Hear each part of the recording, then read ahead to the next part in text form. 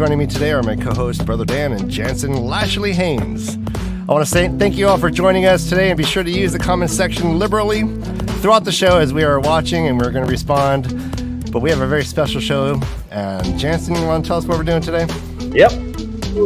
Hey guys, we're discussing Will. And I'm not talking about Piran's cousin from Devon Rock. I'm talking about the willpower of our beloved and not so beloved characters from the Wheel of Time.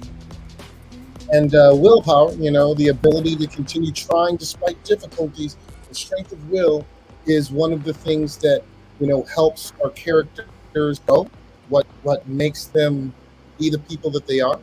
And we also realize that we're not the creator. So everything that we say isn't at all. We want to hear from you guys today, too. We want you guys to help us map this out, and we're going to tier all of the characters that we want to talk about and put them on a list of willpower and see where we can go from there. So we want to accept you guys. We want you guys to talk with us, and we think this is going to be a lot of fun. So thank you for showing up, and thank you for listening to us today. This is going to be fun. Yes, I agree. Yeah, I mean, the Wheel of Time. Robert Jordan wrote one of the main things in a lot of his characters is this sense of will, this sense of being stubborn as a mule, a sense of being, and whether people have free will or not. And so this might be some of the things that we may talk about, in regards to this. But yeah, I love this topic. I think it's unique. This isn't. I mean, we can always see who the strongest Aes Sedai is, but let's see who has the biggest heart here. All right, Matt's D, thank you so much. And yes, we will be accepting bribes throughout the show. If you want your character to be bumped up in the list, Will, that's use your will as you will. People, let's have at it. We have a list of roughly 50 characters we're going to go through. But before we bring up the tier, we want to just kind of discuss some of the parameters. How are we going to be addressing this? What are we looking at? Let's start with what is will and why are we even talking about it? Brother Dan, you brought it up. Yes, it is a repeated theme in the Wheel of Time. It's in the catchphrase, the will weaves as the will wills. And what does all this mean? Mm-hmm. I and Brother Dan have a disagreement. I believe that there is a magical component to will in the Wheel of Time. I believe it has something to do with the old talents. And I think that there's a mix, I think that the Manetheren blood is an actual thing that is goes based on the it has the archetypal historical arcs of the characters that we've known, and I do believe that it's all wrapped up. It's complicated, but I think Brother Dan doesn't agree with me at all. Ryan, it is complicated, especially because of that phrase. The wheel weaves as the wheel wills. And so what is the product of the wheel is the pattern as we know it, right? And so when we have Tavern, again, they could try to fight against what the pattern is telling them, but the pattern more or less is it's sucking them in regardless. And so it doesn't matter how willful you are, the more the pattern needs you in what it's doing to a certain degree. I mean, Tavern, we could say that Matt has no will at all, except for a strong instinct for self-survival, and is just sucked into all these things because of the pattern tells him. And then he just happens to survive. For instance. All right, well, wait, not to muddy up the waters further. DT, it's good to see you. It's been a while. Hey, it's been a while. Hi, DT. Yeah. DT meet Jansen. Jansen meet DT. Yeah, you guys are actually you're gonna hang out this weekend. It's gonna happen. Yeah, we're gonna. Yeah. All right, so when we're talking about will, we've included characters with magical abilities. We've included, you'll see that this list is far-reaching. We did the best we can to be inclusive, and we hope you enjoy the list. as we bring the characters up, I want votes. You guys can be voting in chat. You'll see it's the classic tier list. S is on top. Never know why that's S is on top. For super. But A, yeah, I know. Yeah, no, I've never got an S in as a grade in school, but all the other ones. See, I did, and that must have been satisfactory. So Oh, yeah. It's stupendous. Yeah, I'm sure maybe someone in chat can tell me why S is on the top of these tier rankings, but we have our own, and we're just going to go into them one at a time. You'll see how we're going to get at this. Yeah, you'll see it. You'll see it as it progresses. And here is this magical tier list I made for everybody. It's a beaut. And I need to find it on my computer. Beauty. Oh, lad, that's a beauty. All right. Oh, son. Well done, lad. Okay, so we're hiding the names so you guys can't see them until I'm going to pop them on the screen, and then we'll discuss. First character is going to be... Dan, this order is probably out of order for you. That's fine. Okay. First character, Ruark. Ruark. Let's put him in the middle here while we discuss. Ruark. What do we want to say about Ruark? All right, we'll give a quick real breakdown of him. He's a clan chief, right? He is Rand's best friend of the IEL, it seems like. He has a couple wives. Which really might I would knock say him that down. anyone who survives the long, or what is it, the IEL? When they hear that they are supposed to be tinkers, they have this where they're all bummed out for like a week and then they just walk away. I can't remember the name of it, Ryan. What is it? Someone in chat tell us it's the bleakness. The bleakness. Bleakness. Okay. Yeah. Okay. I think any IO who goes through the bleakness probably has a strong will. Ruark, I think, did stand up against IO clans that wanted to maybe go against Rand.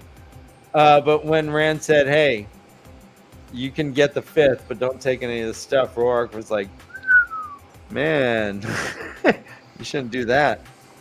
What are you guys' thoughts on Ruark? I actually think what you just said has a lot of weight because, you got to consider that Rand divulging that information to all of the Aiel at that time at Al-Kerdal, which is translated as the Golden Bowl, was akin to the Pope dying, going to the afterlife, and finding out that there is no God. Mm-hmm. This was their religion. It's fundamental. Yeah. Up out of their feet, and it had to take its toll. And that's why we have so many Aiel in Farmatic right now. Because they didn't know where to go. They didn't know what to do other than to be submissive. And when Rand went to Farmatic, he noticed tons and tons of Aiel men there, lost in their ways, thinking of what they could do to be submissive. And Farmatic is where men go to be submissive to women. At least that's how they're raised there. Even. So I think with the Aiel aspect of it, when it comes to Ruark, and to quote his wife, he is impressive. Wink.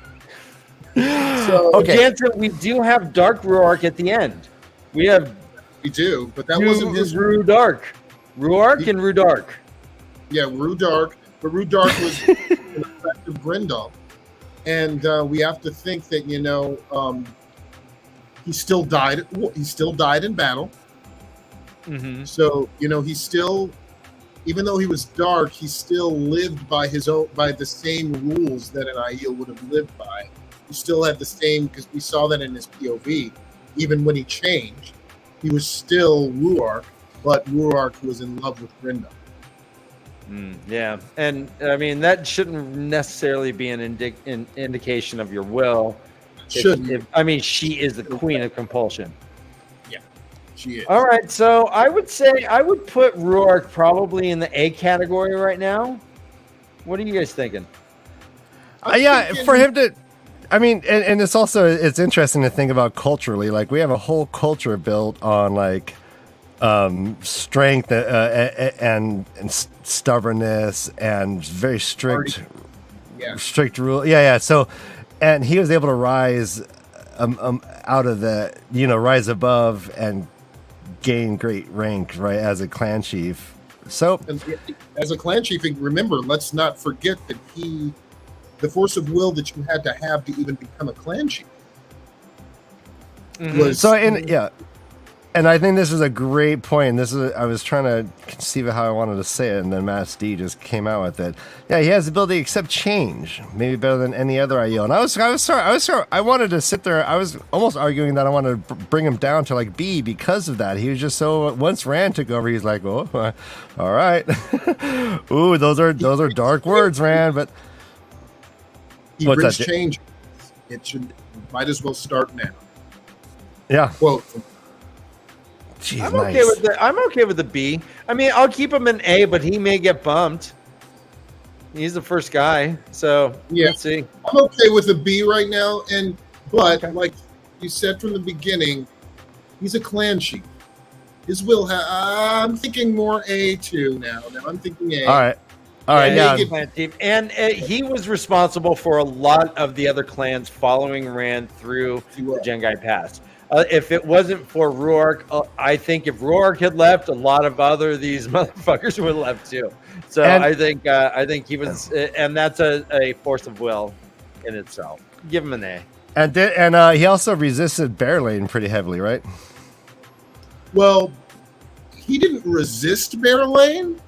He became a father figure for her almost. Yeah, he like spanked her and said, "Back her." Yeah, the Aiel. He gained. Like, she didn't have to gain his respect. He gained hers by treating her like a daughter. Mm-hmm. Mm-hmm. Yeah, the Aiel loved Barrowing. Yeah, but she wanted him, though, right? But he did bend her to his will. She was a rambunctious child trying to mess with a man. Is how I looked at it. I like that. He adopted Berlane. Yeah, really. But Berlane resisting Berlane might have been stronger than resisting Brenda. That's what I'm saying. Yeah. You feel me? Wink, wink. All right, here we go. This is one of my favorite episodes so far. Here we go. Me too. The next character on the list is Amis, for no apparent reason. His wife. Yeah. The burden that Amis has on her from the very beginning helps with force of will. But there are some times where her will didn't seem so strong. Do tell.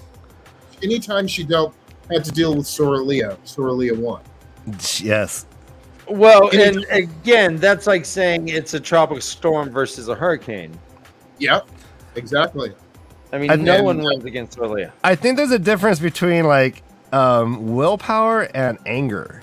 And I think Amis is just angry a lot, right?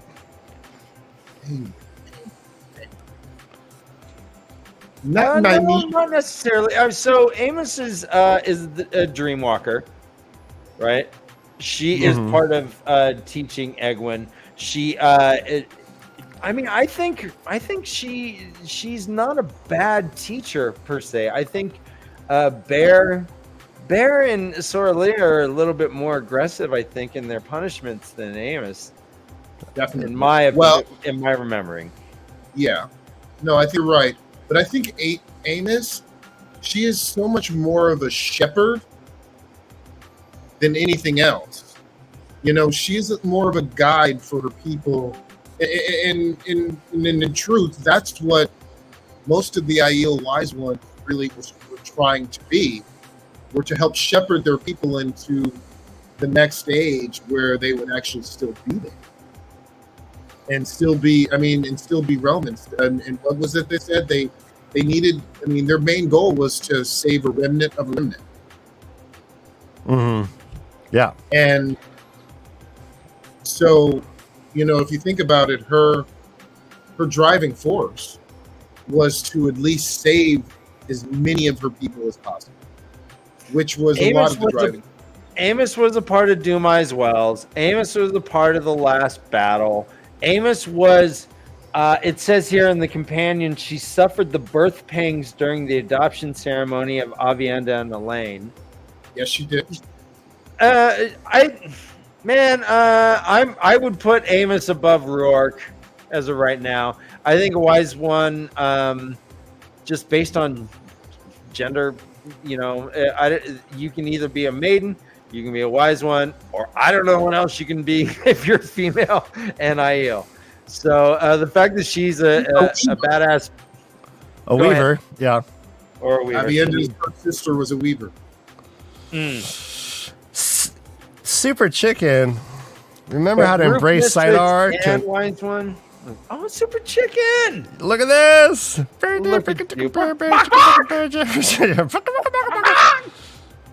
Call for when you're in trouble and you call for Super Chicken.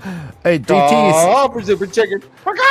This is actually a great question. Did Amis defer to Soralia out of lack of will or out of respect? Okay, so if we remember what happened with them when Piran, at the end, they were Soralia and Amis were at odds with each other until they sat down to drink water together. Mm-hmm. And then Amos, she deferred to Soralia after that, but not without counsel. They had counsel first together, and then they made the decision. But Soralia was the one who talked to everyone about it. So she did. It was a compromise on both ends. It was. And basically, Soralia was telling everybody, at least what I gathered from that, was that she was telling everybody when she was gone, Amy's might take over. But you also remember Soralia saying, in my day, apprentices never acted that way. Since I'm alive, it's still my day. Yes, so I love that. Yes. Right. Soralia's day. We just covered that in the First Time Reader show, Dan, right? Mm-hmm. She's still Soralia, and she's still there, so it's still her day. All right, and Matt Z's coming in saying Amius was in charge to bring peace to Eric Damon, wasn't she? I mean, she's a bundle of... Okay, so I'm putting her up to A. You think, and maybe in front of Ruark? No, throw her on the S right now, and if she gets bounced down, she'll get bounced down in front of Ruark. But she's ahead of Ruark, but I think someone else is probably going to be ahead of Ruark too. But throw her up to S right now. She can be our first S. Yeah, she can be an S. Okay. She's a wise one. All right. You know what? When I look at S, A, B, C, D, I'm instantly thinking of dirty words for each of these, and I'm not saying them. But I have dirty words for each of these. Okay. I remember there was a Seinfeld episode, and Jerry came out, and he's like, was getting healthy, and he bought a bunch of vitamins. He goes, I got my A, I got my B, I got my C, I got my D. And then he goes, put it all together, and what does it spell? And then Kramer goes, Abacada. Abacada. So I look at this and I see Sabacada. All right. Who's next on the list? Who's next? Drum roll, please. And it is Elaine. See, this list is going to be hard. This is an interesting one too, because I have so many problems with Elaine. Yeah, we all do. But her force of will as a rambunctious child is awesome. Oh, move it up. Her will as an adult and queen and ruler of a nation, however, not so much. She knew that her ambitions that her role had to be bigger than that. I mean, I'm with you that she is. I mean, Rand was going to get at least thrown in prison, if not executed, for being caught trespassing in the private gardens. Yes. Okay. She stepped in front of Galad. She stepped in front of Talonvor. She's like, "No, take me to my mother now." Boom, boom. Yeah, I mean, maybe it's haughty, princess stuff, but it's also guess what? That's will. That's willpower. It is will. Oh yeah, and Plus, you she know, figured like, out the Adams not because it just came to her. She studied that thing for a long time. She's like, I think I can get this. I think I can get this. She wouldn't give up. Yes, I do. That is, for me, Elaine's saving grace was the fact that she was able to produce things. I love that part about her, actually. I love that will that she had to actually make something. And to being from California, I know a lot of girls who've grown up with privilege. Not too many of them want to make it. Other than their own blogs. But Elaine actually, she wanted to make something that was very, very significant to the books as well. But I'm not sure whether or not that was a force of will or just discovery for her. Like, her will comes, when I think of will with Elaine, I think of the courts. I think of her, her day job as being the daughter heir and also being the queen, and even when she was trying to get her queenship, and I think of her decision making along with her will, and it's always lacking to me. Elaine could have single-handedly lost for the light on a number of occasions. She put everybody at serious risk, including herself, her ward, and a lot of people died because of her willfulness. Because of her willfulness, exactly, and how stubborn she was with Brigitte saying, "Yo, baby, you are pregnant." She's like, "I saw foretelling. Don't worry about it." Yeah, that would be willful behavior, right? No. Willful. You could call it willful, but what is it emanating from? We're trying to get at the essence of her. Like, is it coming from a personal source of strength that like she carries around on her own, or has she kind of like? Nynaeve gave us this answer. I'm going to quote her. Nynaeve said, in one of her POVs, Elaine grew up in a world that told her she was a queen, a privilege, and in that specific world, it was true. She did get everything she wanted. She was treated like a god, or and that's how she grew up. So naturally, she would believe those things. I think Elaine's she's like the ultimate white privilege girl. You know what I mean? Yeah. What if she wasn't a princess? What would she be? Right? If she wasn't a princess, likable. She would be. Maybe She'd likable. be pretty cute. Yeah, she's gorgeous. Yeah, she's got. The quote ran, "Cheeks of rose, a hint of rose, and strawberry blonde hair." And yeah, what did Rand say? Now this is life. And when you look at it, now this is life. Very strong. And how does it taint our assessment of her, knowing that she got the word from Min that she's going to live, and so many decisions spawned from that, right? So many. I don't see her needing to overcome anything because she just came in with this confidence that she was going to be fine. Well, due to her belief. Right. She was right to a point. She almost, she's regretted it at some point. She's like, oh no. You got to consider, even Brigitte dying, you can say was kind of her fault. And even when Brigitte died and she came back, Elaine was one of the most willful people in the entire book. Because even when her warder died and came back from the Horn and tried to protect her, she still said, "Fuck that! I'm coming into battle." Okay, we can move her up to B for now, but she may get bumped down. I think we'll have 10 per row. Yeah. All right, so we should boogie, man. We're already a half hour in, man. Let's start. I know we're doing great. range.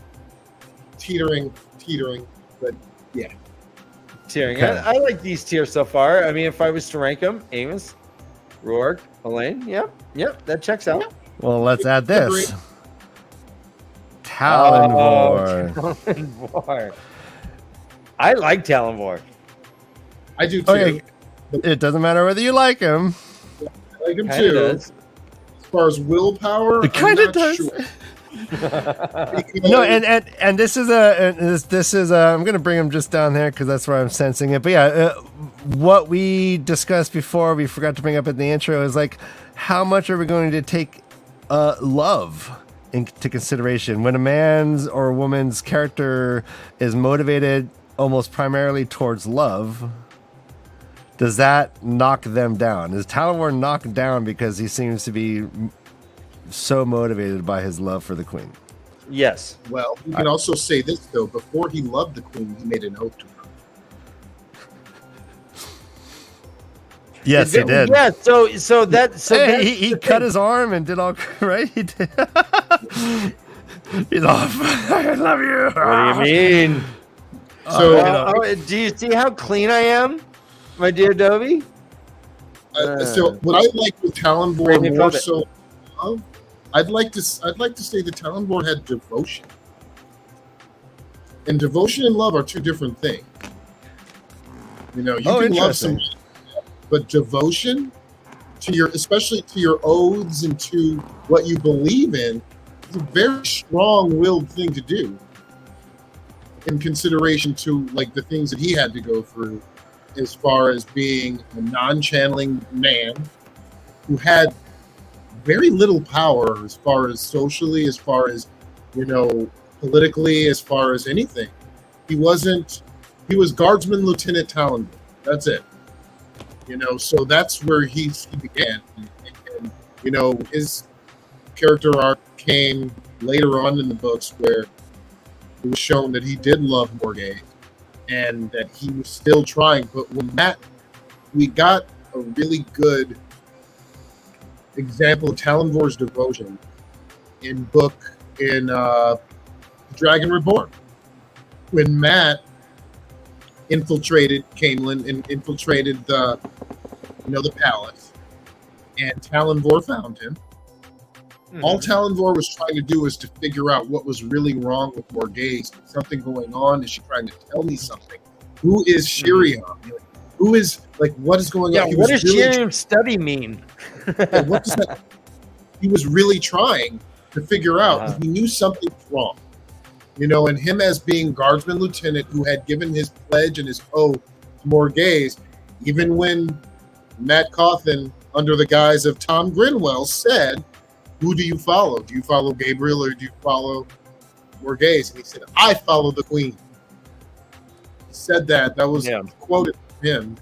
So his devotion, I look at his quote-unquote love more as devotion to his job, to what he believed in, that formed into love. So I give Talonvor a little bit, I don't know about will, because we are the way of the leaf. He was a leaf in the wind blowing around that control what's happening. Well, here's my issue with Talonvor, and I don't want to get super political here, but where would we have like a MAGA person as far as this will chart? And so I say that because Morgay was kind of not doing great things for Andor. She was fucking things up, and it was she was being compulsed, yes, but she also had her best friend beaten and exiled. She got rid of all like these decent lords. All the guard, like all the loyal guard had left, but Talonvor was loyal to her regardless. He had that man. I mean, he had that theoretical MAGA hat on regardless. That's a great point, Dan. That is a really good point, and very good point. Yeah, and I thought, is that will, or is that? I think he was in love with her. I think he was in love, and I think that tainted. Like, I mean, on some level, like if he was devoted to the realm or in some way, like he I mean, he could have taken her out. Like Well, she was right. doing these horrible things, right? You're right. So I would put him down. I mean, he was loyal. He is a very loyal person. I don't know if he's willful. He did say an oath in front of Gabriel, and then ran and hide and was crying and was saying the old oath by himself, which isn't so willful. Well, no, Willful would have said, no, I would rather die than say that. Yeah, exactly. I'm putting him as a C. He's under a I lane. get that. Yeah. Okay. I get that. All right, we're gonna go C. DT, what is S again? We don't know. We don't know. It's just the top. It's like the stupendously super. Ryan, do you know that song by MF Doom where he samples Supersonic by JJ Fad? Yeah, It's super. So every time I see the S, I'm picturing just that Super. sample of Super that MF Doom used. Avienda. yeah. Oh, Okay. my girl. Be it. All right. As far as Will, she's definitely an S level. Is she She more is willful definitely- than Amos? Yeah, we have to talk about her and figure out whether we can bring her down from that. Because She's- her will is extremely strong. Yeah, in fact, that was what kept her from being a wise one for so long, is for her to be so That's willful. exactly what I was thinking. Exactly. She lasted longer than Amis did in her last test of the wise. Yeah, And that- but in that circumstance, it is considered a negative. Yeah. They're like, yeah, you should Yeah. have figured that out a long time ago, dummy. But yeah, being yeah. naive, they use that as a source of strength and a source of saying how, as a compliment, even though it's the wrong thing, Because they did the same thing with, oh my God, what's her name? With why am I Sulin? When she Sulin, was meeting with Toe, I mean, she did it for almost 2 or 3 months, and they said the same thing to her about how long she took, to meet her pride. It took Rand being kidnapped for Sulin to come out of meeting her toe. Well, that whole thing is an interesting thing. You pretty much are Gaishan, but Gaishan is like a year and a day, right? I mean, so if the wise ones tell you to do something, you do it. But if you're Gaishan, at least you know that that's my end date. That's my release date. I'm marking on chalk on my prison wall until I get that 100 or year and a day. But with the wise ones thing, man, you're always supposed to be diffident to them. You're supposed to defer, and so so to encourage that to come out, to be willful, but it's also to be willful not to do it. So I'm kind of, I think Avienda is our most willful person so far. Ryan, what do you think? So far, yes, and I want to say that like one of the things we've been talking about is impact on the story as one of the things we're taking into consideration for ranking. A lot of people in these books are willing to just run headlong into a wall. Whether or not that's and that's great, but does it matter to the end of the books? There's a lot of right. So I think I'm going to say absolutely. Avienda is up there, and I want to say she's in front of Amis. Oh, I disagree. I think she's ahead of Amis. Can it? Okay, And I wouldn't be surprised if Avienda is in the top 5 at the end of this. Okay. Okay. Oh, there's some heavy hitters. Yeah, I know. Okay. Well, all right. There's something different about you, Dan. I can't put my finger on it, but maybe it's you're sassy. Something sassy about you. Well, I'm cleaner. I'm more stiff. My hands. Look at my hands. I have little little baby soft hands now. This is a new me. You're looking amazing. Not a new me from Amazon. You look And boy, it feels great, guys. It's so good to be here. You'll get used to the eyebrows. You just look perpetually surprised. It's all on brand. All right, so but we must carry forward. The next name on the list is our little friend Min. Let's just put her down. Oh no, Brian's already leaning deep. All right. Yeah, no, I mean, how much do we need to talk about that? I think Min's a D. Yeah, she's a D. She's a D. Total she D. does show. I mean, she isn't a mere pushover by any means, but Will one. Well, no, maybe twice, but the one time where she showed her most will was against Fortuona when she was dubbed the name Darbinda. Pictures. Yep. And she told her that I can make you tell me what you want, and she said try it and see what happens when the Empress, goes against the seer of. She calls them now. They call her omens. See how the pattern treats the Empress when she tortures the bringer of omens. That was the strongest willful thing I saw them do. Yeah.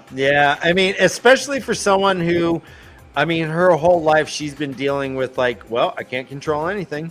Can't control that. Can't control that. It's all going to happen. I don't even know what the half of that shit means, but can't control that. Oh, that person's going to die. That sucks. Can't control that. So, how much will can you exert if everywhere you're looking, there's freaking images that you can't control? You know that things are going to go. I mean, you can leave Tarvalon, you can sneak out. There's certain things like that. But gosh, in the long term, I don't blame Mim for not having much will, but I do not see much will in her. She did exert that against the Shanshin for sure. But yeah, that's probably about it. I see men drinking a Miller Lite in the trailer park just saying, yeah, that's going to happen. With a big whelp. All right. What about? Oh, geez. Well, we get Ryan. I'm contractually obligated.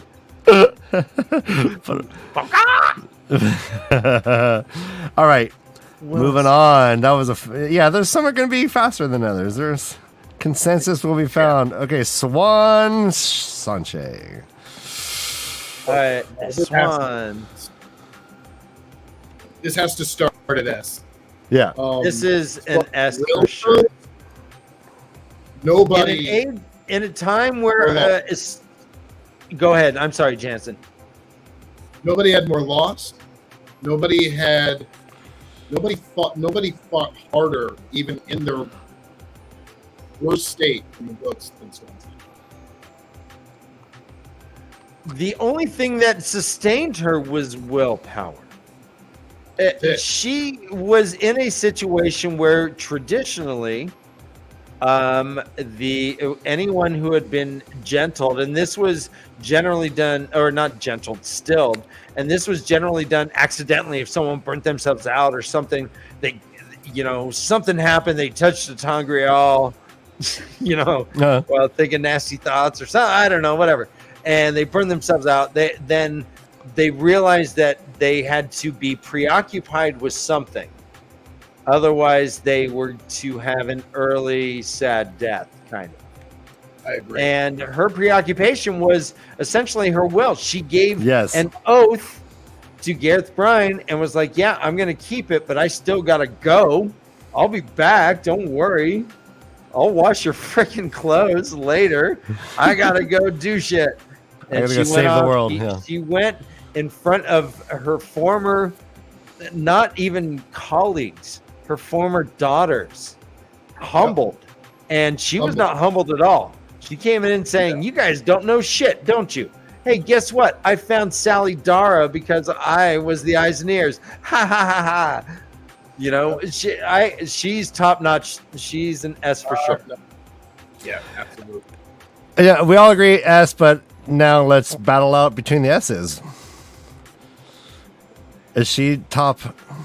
I put her above Avienda. Yeah, That she's got to be. evening- Yeah. As of right now, she has to be. There's no. Yeah. She has been on a 20-year-long secret mission to save the world.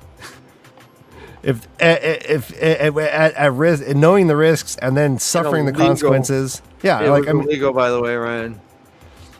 what was Not that? only that, Conspiracy enterprise. Go ahead.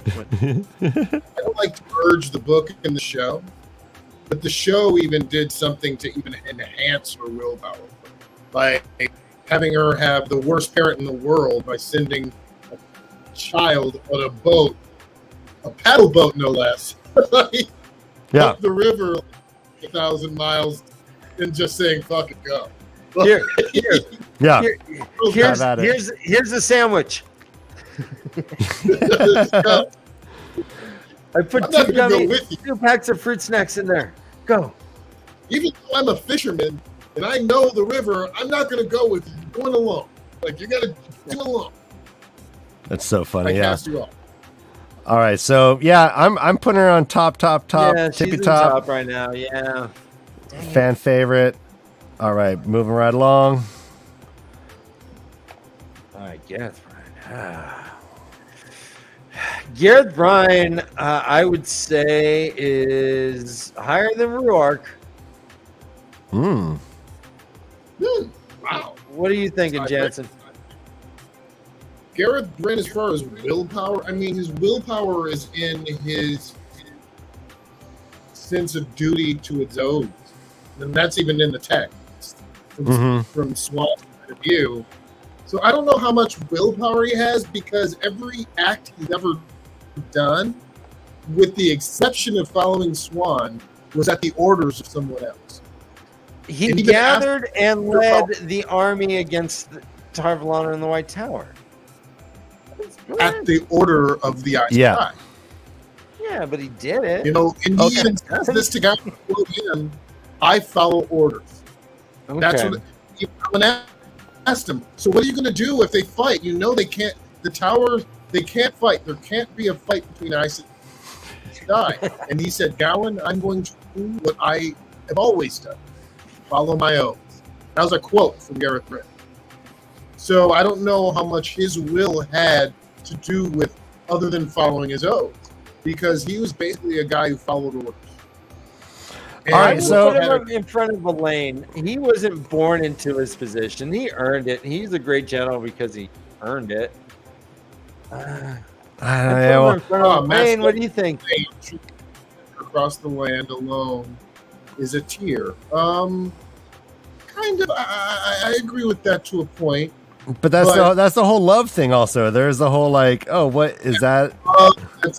He was smitten by those eyes.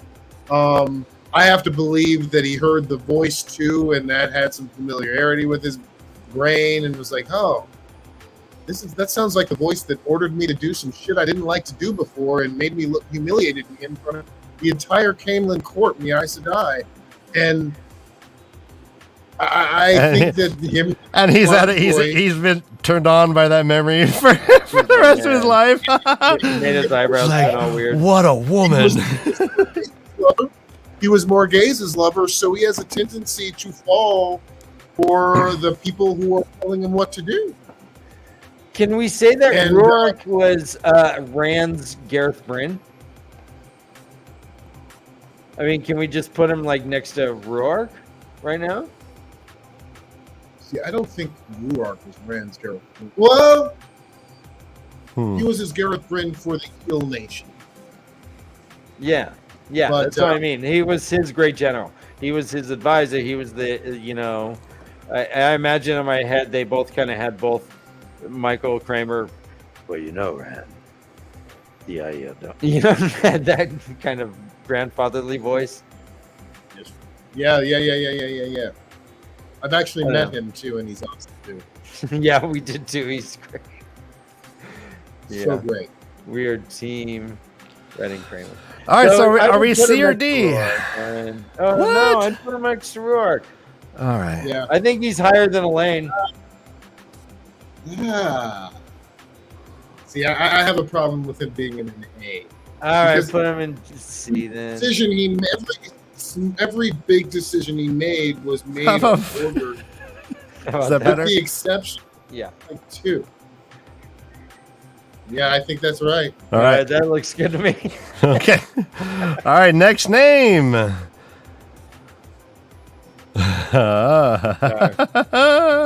Ingtar is the C in my head. Ingtar. I mean, he had all right. He had one big moment.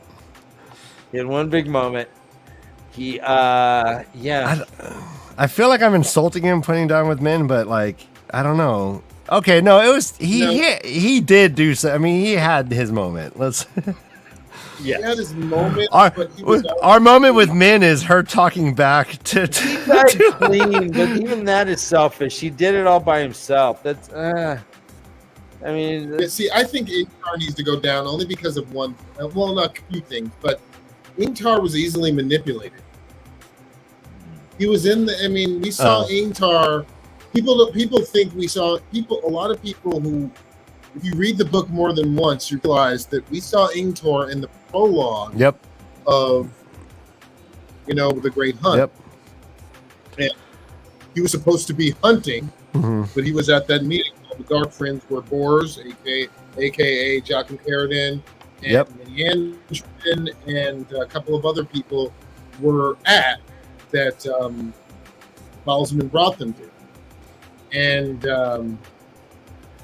I think Ingtar. And it was confirmed that Ingtar wasn't in, like he was away, right? Like it was confirmed he was like out like hunting or something. He had some escape or not. I mean, Land set saw Ingtar coming back from his hunting, which he was at the Dark Friend meeting. And but also wasn't wasn't Moraine also gone at the same time? We don't know where she was. I know we got so many names. All right. I know. I just Yes, they're sidetracked. All right, but okay. I think Ingtar is low. Okay. Yeah, super low. he's passing men. I agree. All right, next. Oh, the first for second. The first for second. Chosen. Now this is it's either all D, like Min, like she just everything she's doing is for the D, or I don't know. I don't even know where to go with this one. I think Lanfear is at least an A. She's driven. Because her will, I mean, she tried to defy the Dark One himself. Yeah, oh yeah, she's been like, she's maneuvering against him. I love that. All she wanted was to have full power over every single thing, including the Dark One, the Creator, and still be able to screw Rand. Yeah, That's what she wanted. Didn't she? It wasn't her demise because she did not have willpower at the end. She exploded in some torture fit and was like, "Fine, if you're gonna kiss another girl, then fine." She threw her French fries at him and like sprayed his coke in his face. That, but she came back as Cindy, and she didn't come back on her own though. It's not like she like willed herself back to But arguably, her willpower was even stronger when she came back because of her anger. Her anger and selfishness, which is why the Dark One selects those people. Selfishness was beyond the pale. All in the fight at Shadar Logoth, she was driven by nothing but hatred to kill Lucer. Yeah. Didn't care what she had to go through. She was willing to fight Olivia with a dagger to get by her. I don't know. Is that willpower or is that psychosis? Is that willpower or is that like murder? Like yeah. Well, there's a time.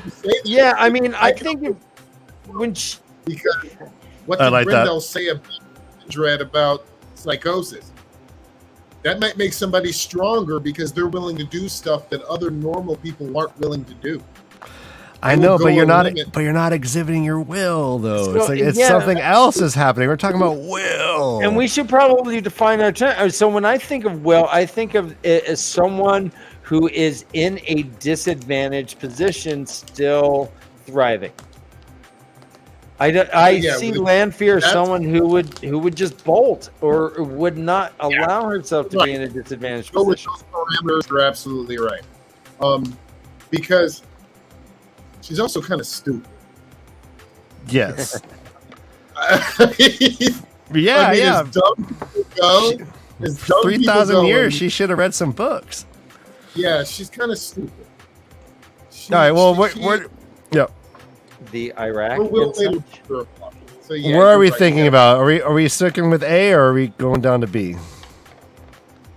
B or C, I think. With that. Yeah, I mean, like, I B think and this C. whole love obsession thing really, Yeah, that does crimp it. I'm going C. Yeah. But Yeah. better than Elaine. Yeah, ahead of Talon. Yeah. She's ahead of ahead of these We'll put her guys. ahead of Talon. She was. That's so she funny. Was, she did own dreams. She did have certain will. Her command also, over yeah. Teleran Riata. I'll give Well, her. and that's when we get in the discussion of will magic. Well. Like I think that Teleran Rod involves hella will magic, but then certain characters are able to transcend that and bring in this will magic into, and we'll get into the characters who I think did it later, but I think bringing up Teleran Rod is fascinating because yes, to work in Yeah. Teleran Rod, you have to use it's all will. They say And- it's quote unquote need, but that's pretty much your willing yourself to a place. And also the way that Nynaeve captured Mogideon Yep. was she just threw out her arm and was like, I want a collar on her. Boom, collared. And also Perrin splitting the weave. Yeah. 'cause he So willed it away. So yeah. yeah. So yeah, it's funny because the question about will and Matt's D saying Perrin is S. Like if Perrin lived in Teleran Rod for the rest of his life, he surely would be the most powerful S, but he doesn't. So it's interesting. We'll get to that, but I'm happy with our list so far. Let's keep going. Yeah, let's keep going. Next up on the list, Asmodee. Asmodee. Fuck him down. Yeah. Right? Ooh. He just wanted to play his guitar. Yeah, Asmodee doesn't have much will in this. I mean, he was basically I don't want to work. he's like a deadhead, played the guitar and found a way to not die. Yeah. Yeah. You know, he found a way to not die. Living the dream. That whole caravan there was weird. There were two Forsaken there, and they didn't do shit. There were two Forsaken following They're around this whole Just time. hanging out. Just hanging out. Just trying to sell shit. The heck? What about the most powerful Forsaken? Live, the most powerful last night of the Age of Legends, and this dude couldn't do a damn thing. Couldn't do anything. Yeah. Couldn't do anything. Yeah, I love Yeah, that. So I think Asmodian is a low D as of right now. Uh-huh. Oh, All right, moving on. Dun dun dun dun. Rand. Altar. All right. Altar. All right. Well, I mean, let's just start. man. Hmm. Now, Fight me. this character is a great character to talk about on this subject because you could put him in different books on different places. Oh, interesting. You know, Yeah. I mean, when he was younger, he was definitely, his maturation process was the best, obviously, in the whole series. But we saw him as an undecided person who could not make a decision, going all the way up to a person who was so crazy that his decisions meant nothing. And then finally, he rounded out to someone whose willpower was so strong that in Teleranria, wherever he went, you even saw a physical force coming out of him. So you have to get him at the front. You have to. Yeah. I mean, will agree you that have he's to- obviously an S. He's obviously a super sucker. No, and then and I would just say big spoilers, everyone. End game Rand, lighten the pipe. That's all will magic. It's all will magic. All will. He is as if he's living in Teleran on Earth, and it's all will. So, But doesn't he think thank you to something, or doesn't he go, yeah, I didn't know. It seemed like almost a surprise to him or something, didn't it? I think that willpower was the opposite of the true power. And this is the Wheel of Time. This is Robert Gordon's world. There's a balance for everything. mhm. Here would be my quick arguments against Rand being the top of all time here is because he is Tavern, and so in essence he does not he is not able to exert much will, or the will that he does pulls the pattern, and I guess so that's where he's at. Which whenever he does, the pattern adjusts, and so that's I guess just maybe that will magic that you're referring to a certain degree, Ryan. But that's also just what I refer to as Tavern. I mean, the Tavernness. I mean, people do shit that they normally wouldn't do just because you're there. You have him being the dragon. You have him with these voices in his head. A lot of the times when he's fighting the Forsaken in the beginning, he doesn't even know what he's doing. True. It's more or less, to me, the patterns giving him the weaves. Like someone throws something. The reason he learned Balefire is like, yeah, I guess I just did something, but the pattern made him do it. So to me, there's a certain degree of not will there. But against that, he had a wound in his side that he kept fighting through. He lost his hand. He the only reason he came down from Dragonmount was because of willpower. He was at his lowest lows, and he still brought himself back. So he's obviously an ass. I got two quotes that Rand, those two scars on your side still hurt. Why aren't you crying? Why aren't you crying? Right. Quote 2, because he is the Karakar, stronger than the threefold land itself. That's that little super powerful like quotes from Avienda and Min, but that says it all.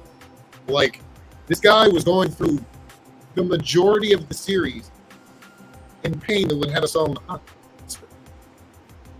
Yeah. Duty's heavier than a mountain. Yeah, that's not even talking about all the other feats that he did through having his problem. He went through all that in pain that would have had us in the hospital for surgery. Yes, and Jansen, imagine just the travel that he took when he left the camp and went to the Stone of Tyr by himself. Imagine that journey where he's having to decapitate people and having them kneel around him. He's having his mom come to his dream, Elaine, Egwin, like all these people are like in his dreams, and like, I mean, gosh, what a terror trip that is. Yeah, but it was willpower that brought him there. So yeah. And so hey, Jansen, you're kind of breaking up a little bit, and your audio is getting kind of increasingly worse and worse. It is. Okay. And you're like moving around slow, so it might even warrant a restart and stop of your computer or something, or maybe jump back out and jump back in and see if that helps. Let's see if we Yeah. It's a little glitchy right now. And to that point, before we go on to the characters, is Manetheren blood an inheritance, right, that allows certain individuals from the Two Rivers to actually like have access to this will magic? Like, everyone's stubborn, but maybe it's actually hinting that stubbornness is just that they have like archetypes, or that they have this kind of like access to will magic, right? So Perrin can wield it in Teleran, Rand's wielding it at Endgame Rand, all these things like Egwin. I mean, all these characters from the Two Rivers very specifically seem to be high on our list here. I imagine a lot of Emmons Fielders are going to be super high on this list. And Ryan, I'm let me put it so that us fellow nerds can put it. So Ryan thinks that being born in Manetheren is like kind of being born an elf in D&D. So that means that you have enhanced hearing just like automatically, and your balance is just better. He thinks that like if you're born in the Manetheren region, then you get a buff, like a +3 in will. Yeah, like access to the old talents or access to the to older knowledge bases, right? Like that is just coming out of these characters who all happen to be from Emmons Field. I feel like the Manetheren blood, like the lazy pattern, Ryan. When they say the blood is strong in Manetheren, like the old blood sings true, all that shit. I think that is indicating something very more significant than they're just a bunch of stubborn old fogies, like from the Hicks. No, I think they're all implying that there's a genetic component to this whole thing, and that's why like Egwene is Queen, what's her name, who blew herself out. Like all these characters are recreating like archetypes of characters we've already met. So I think that's part of it. I think the Manetheren blood is something for real. It's not just a colloquialism. What do you think, Jansen?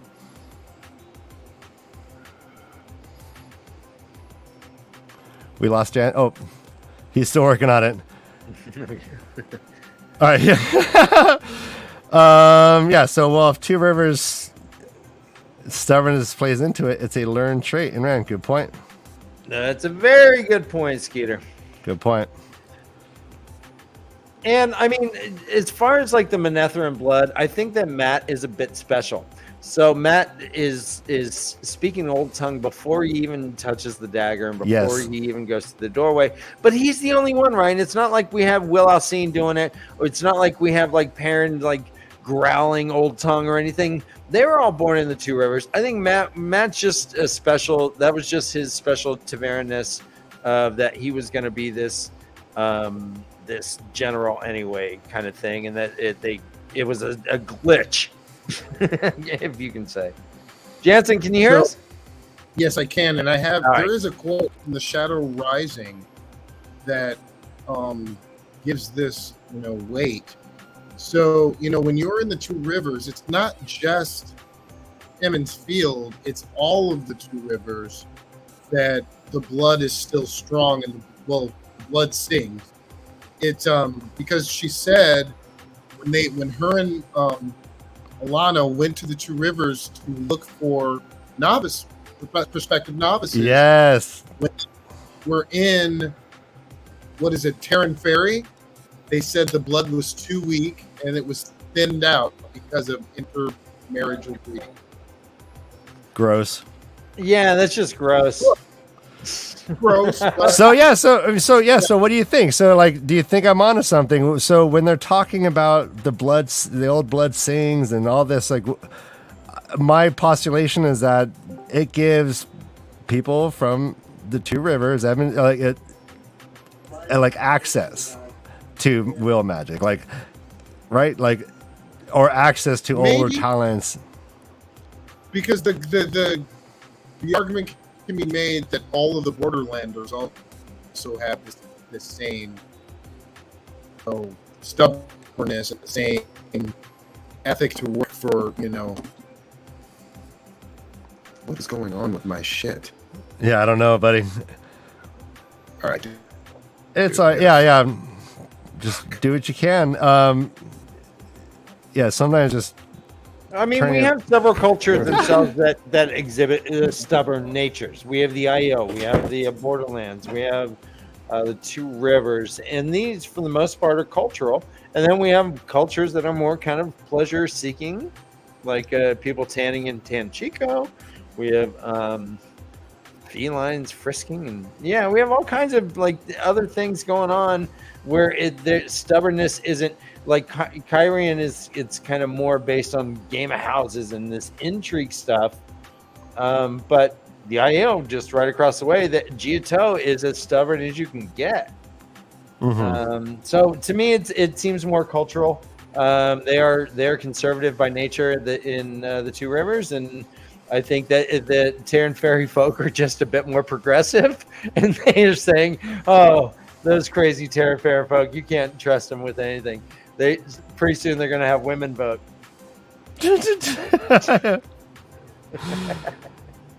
All right, let's try this again. Special Jansen's back. Jansen's back. Bam, bam, bam. All right, so let's move this on. I heard you loud and clear. Let's go on to the list. Next up is Morghese. Morghese is a tough situation because she was compulsed for half of the series. Well, not half, but a good deal, and so there's an inherent lack of will there. But that's hard. You can't help that. Actually, Jansen's got a quote around that, right, Jansen? Quote in the Shadow Rising, or actually not the Shadow Rising. It is actually Fires of Heaven, where Robin himself, from point of view, says that certain people have a force of will strong enough to break his compulsion, and Morghese is one of those people. Yeah. So, and she was repeatedly breaking it. She kept popping out, and he'd have to go, he'd wrestle her back down. Keep giving it to her and keep doing that. So I think that gives her not only that, but to consider all the things that she had to go through and how many, I guess, men that she was with that either had ulterior motives or other things other than her husband Talendor had, I guess. She had a will that was very strong. And her lack of power, I think, helped that. She had to suck up a lot of pride to do a lot of the things she did. Like she had to, when she was in Amador, I mean, God, she had to lay down with someone she spies, to make sure that her son wasn't going to die. She had to make sure, she had to save and make sure Elaine could get the crown. So she abdicated when the Seanchan stormed Amador. She went from a queen to someone serving tea to a rebel, not even an established person, to what she thought was a rebel for the Dragon Reborn. And I'll quote Queen Alejandra, she got better with the tea. Yes. Yeah. She got better with the tea. I agree. I mean, we should not discount the survival instinct in regards to will. And the fact that Morghese really did whatever she had to do. She accepted humility. She accepted humiliation. She went from hero to near zero. And the only way that she was able to still progress her agenda to get her daughter onto the throne was through her own force of will. I think she is a badass, Super Chicken. You're right, man. I mean, there are a lot of similarities between her and Swan Sanche as well. Yes. I don't like the Talon War thing, to be honest. I wish that didn't happen. She had I just don't like people to be happy, Dan. I don't like people to be happy, but it seems like Morghese just, I don't know. I would have liked her to just be on her own. I mean, she had a man like her entire, she was just, she said, a string of bad decisions behind her or something along those lines.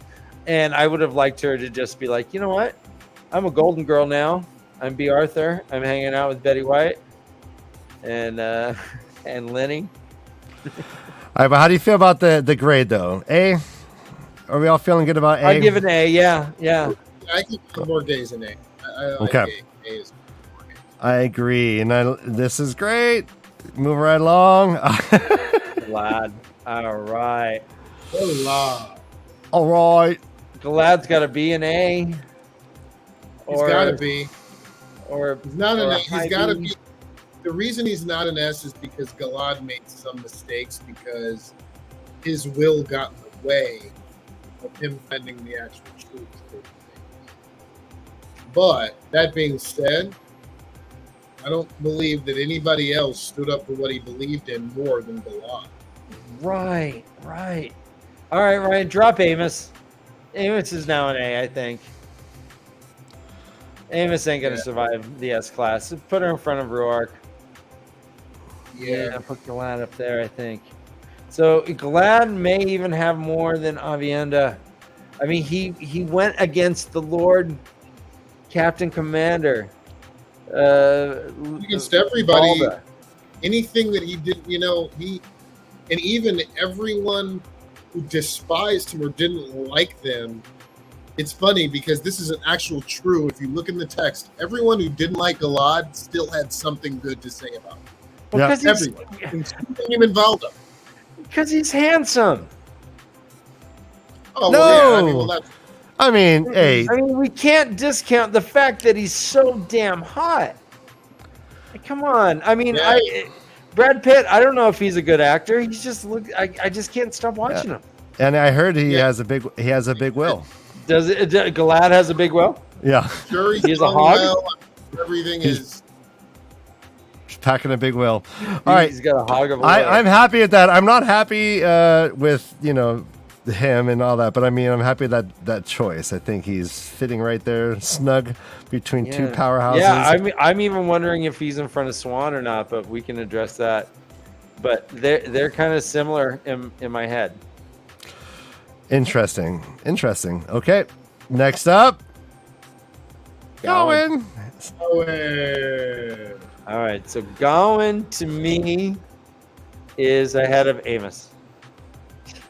Ahead of Amos. Wow. You know what? All right, so Jansen, he is the only person who did not have superpowers who became a Marvel superhero in the books. He leveled up like on a death pack, and if he had beaten Damodred, we would have a church to Gawain here right now, and instead it's like wah, wah, wah, and he dies, and he's like, I was never good enough. But he tried, man.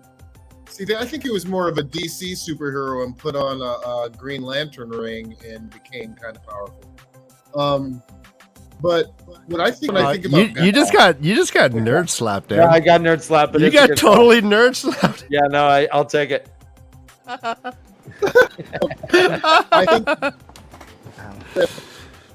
think that Gawain, and don't get me wrong, no one disliked Gawain more than I did up until 2 days ago. Because I thought about the human part of Gawain and what all of us as men would do in his position. And I couldn't take away a lot of his decisions as far as who he was and why he was there. And he did make one huge mistake.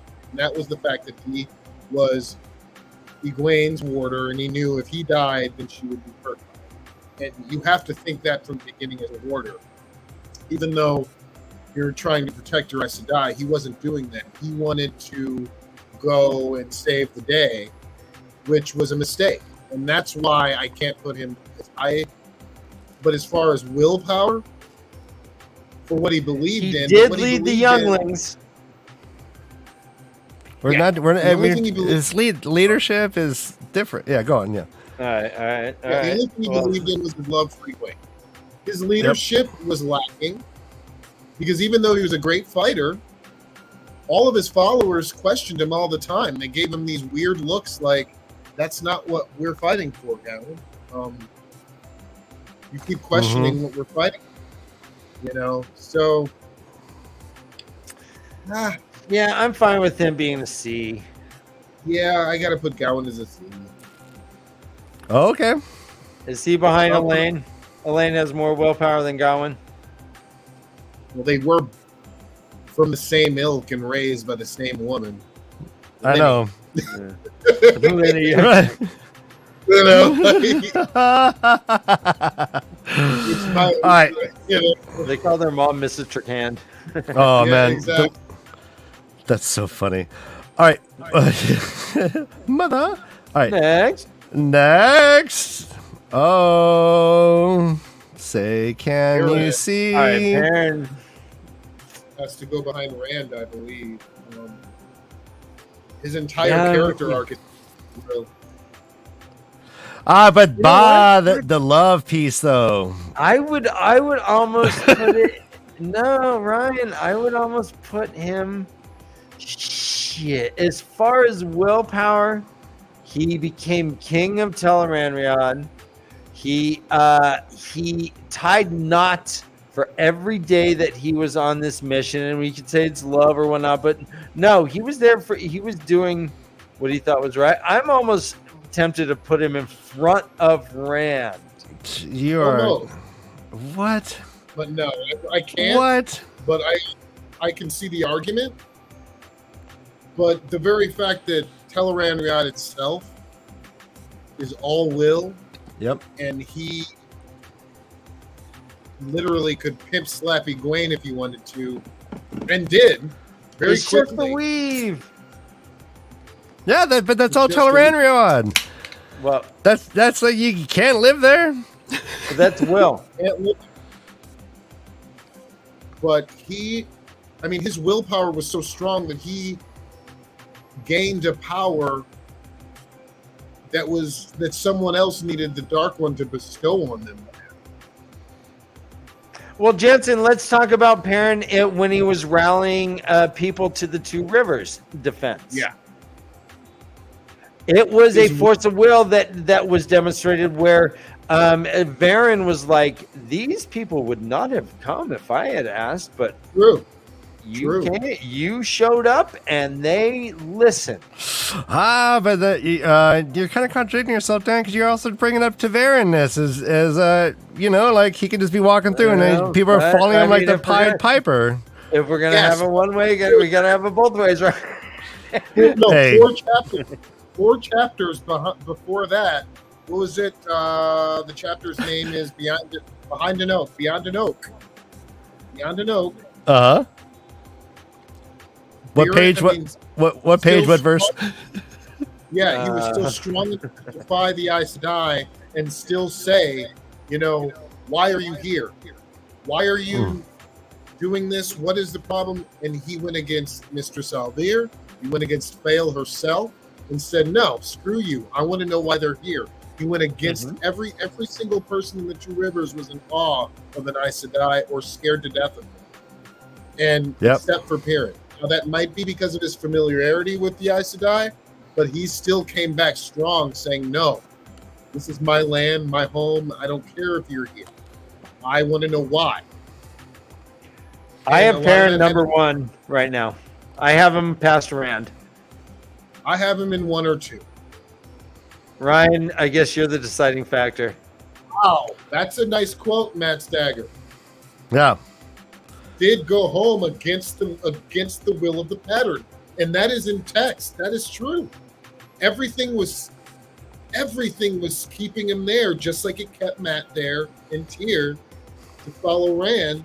And Perrin talks about feeling the pull. the whole time. And by the way, Barrelane was hitting on Perrin so damn hard, Ryan, that he was bruised.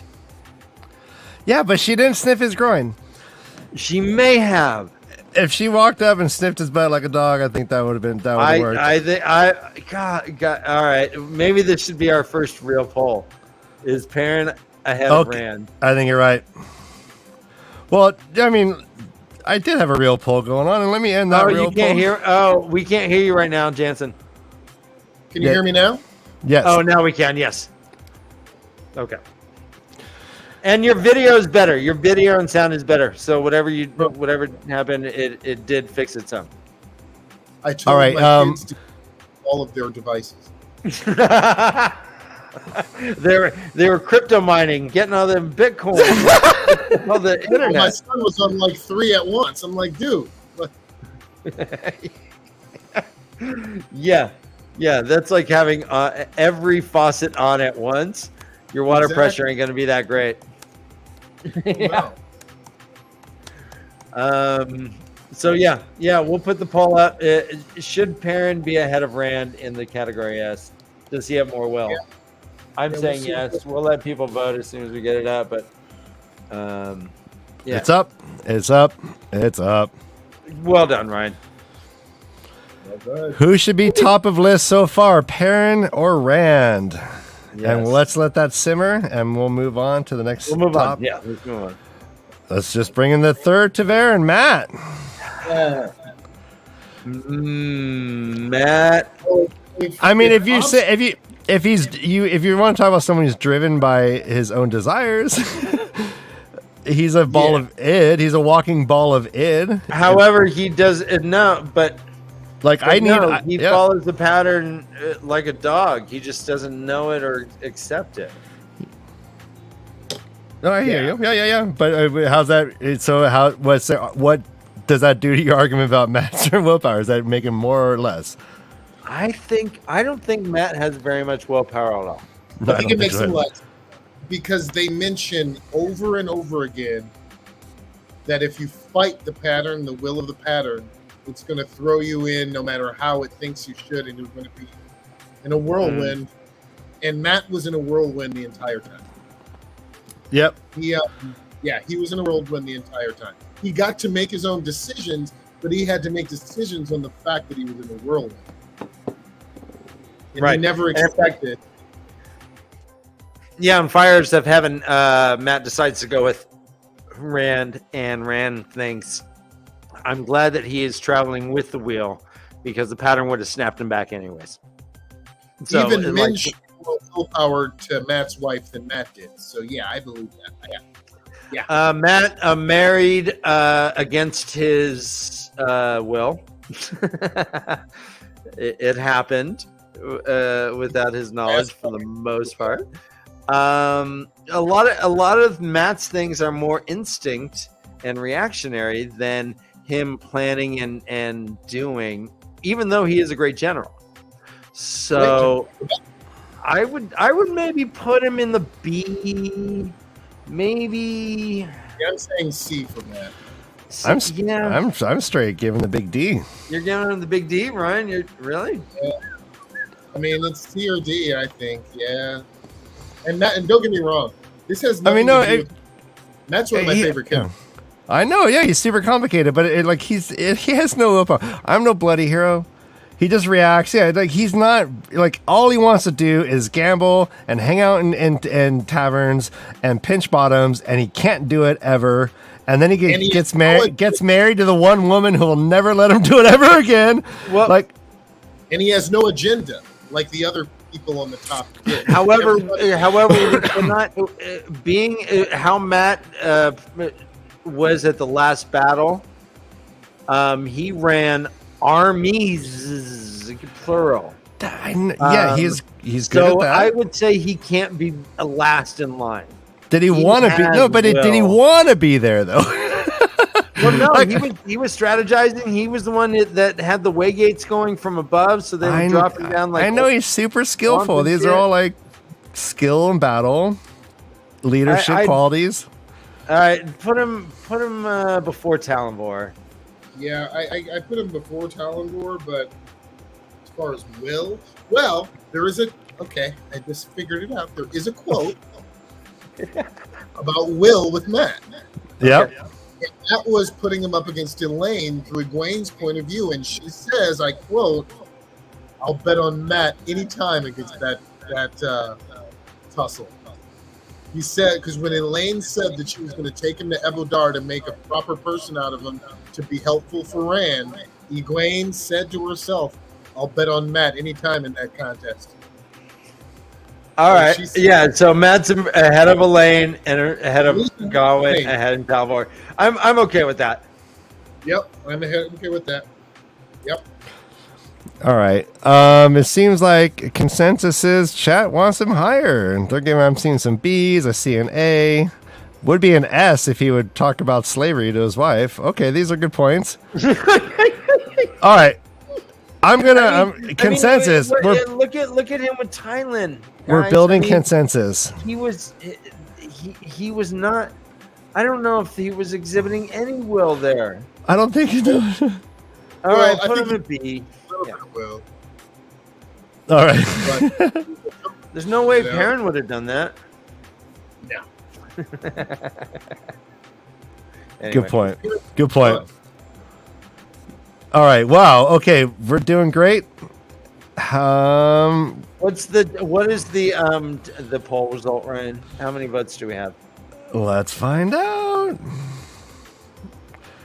Ending the poll now. If you haven't voted, vote now. I'll give you 5 seconds. 1, 2, 3, or 5. Poll's ending. Let's see what the response is. Perrin is in front. All right, we're keeping it. Perrin in front. Hey, you know what? That's a wise choice, chat. I think so too. Hey, and I just want to say thank you guys for hanging out with us. We're having a great time. I hope you are too. If you haven't, like and subscribe, do all those things, push the buttons, support the show any way you can. It means a lot to us. All right, moving right along. And I do hear that the jingle in my head. Move right along. Moving right along. All right, we're doing eggies. Eggs over easy for me. Or eggs medium? Yeah.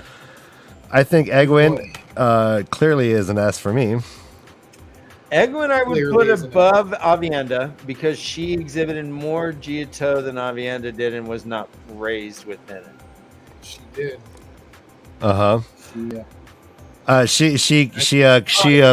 broke Masana with her mind. Yep. She broke Masana. Put her in front of Swan. That's what I'm saying. Later, with no power at all.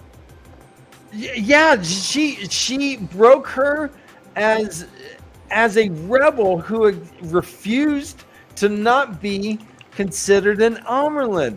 She's ahead of Rand, baby. Oh no. Maybe. And not to mention, she saved the world with a weave that she created on the fly. And she rallied everyone in the tower who had any sense of power. Come with me. Boom, we're going to link up. Just follow my lead. Everyone's like, cool. Yeah, thanks.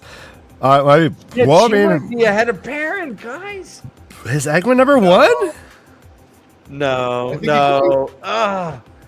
Because Perrin, when they met in Tel'aran'rhiod, Perrin showed Egwene that he was the true champ of Tel'aran'rhiod.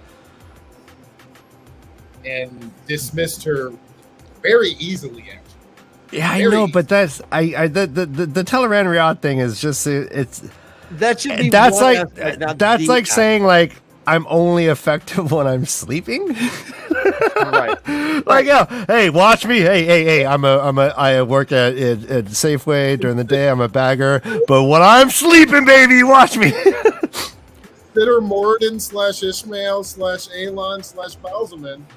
He was the most powerful dreamer in the show, and when he was in Tel'aran'rhiod, in fact, in the books, 90% of the time we see Moradin, he's in Tel'aran'rhiod. That's what he did. And he had so much power there that he called Egwene a child, remember? Uh-huh. He said, you have this one girl who's trying to protect you, and he scoffed at her. So, and nobody scoffed at Perrin in Tel'aran'rhiod at all. They were scared shitless of him. So I think, I put Egwene in 2. I like her at 2. I don't like her at number 1. I'm leaning towards Egwene right now being the leader of the pack because of the final battle stuff. I mean, how did she even join the Rand and the other boys leaving?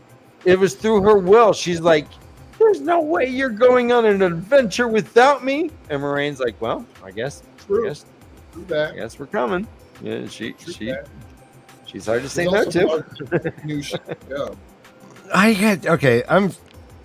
we have a match. We just all agreed Rand is a walking will magic, like god, and he's behind Egwin. Okay. Awesome. All right, let's. This in mind. Yeah, I Even shall. after she died, when Rand was fighting the Dark One, even after Egwene died, she was still teaching him. Man. All right. I mean, I could have any one of those three be the leader. To be honest, I could have Rand be the leader. I could have Perrin. I could have Egwene. All right. Well, hey, there's more. I think More, this yeah. this S tier is going to get crowded. All right. So Knives out. yeah. Nynaeve. Like she's such a mixed bag with this one. She has I to would be next to. I would put her in front of Amos. Yeah. I would put her in front of Amos, definitely. And I am teetering on putting her in front of Avienda. I can hear that.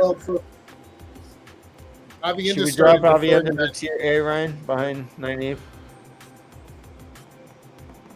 Yes. Yeah, that probably looks. Wow, God, what's Galad doing there? Then I don't know. I know that's this. Yeah, Galad is like bothersome up there. We might I'll have, probably have to be reshuffled a little bit. You guys, this is hard. This is hard. This is tough. This is tough. That's why, guys, we want to know what you guys think. You guys, send us your information, your opinions, what you guys think, because we're not, like I said at the beginning of this, we're not the creator, and all of us have made this series awesome. So anything you guys want to give us, please, guys, send, because we want to know, and we want to see what you guys have to say. yeah, well put, well said. All right, so and specifically Galad ? Question mark. All right, moving on.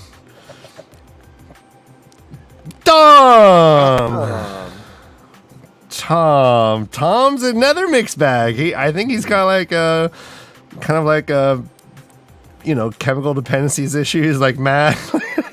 Like we found him in different states where he's clearly not showing a lot of willpower. He was cool. He is the master of the game of houses, which shows that he can toss his will around to. Very crafty. It shows he's cunning. He's cunning. I'll give you that. And he's he's effective. I'm trying to think like willpower. He became a bard. Yeah. He did, but Tom was also a victim of circumstance way more than anything else. He had to react to the things that were happening other than controlling.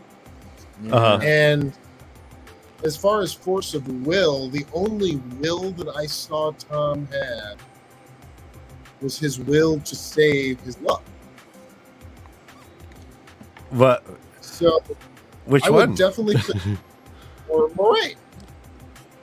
Okay. He had the will. He kept pressing Matt. He kept looking at that letter, looking at Moraine's note, and that was his driving force for at least 3 books. That was his driving force. To somehow get Matt to ask him about that letter. Correct.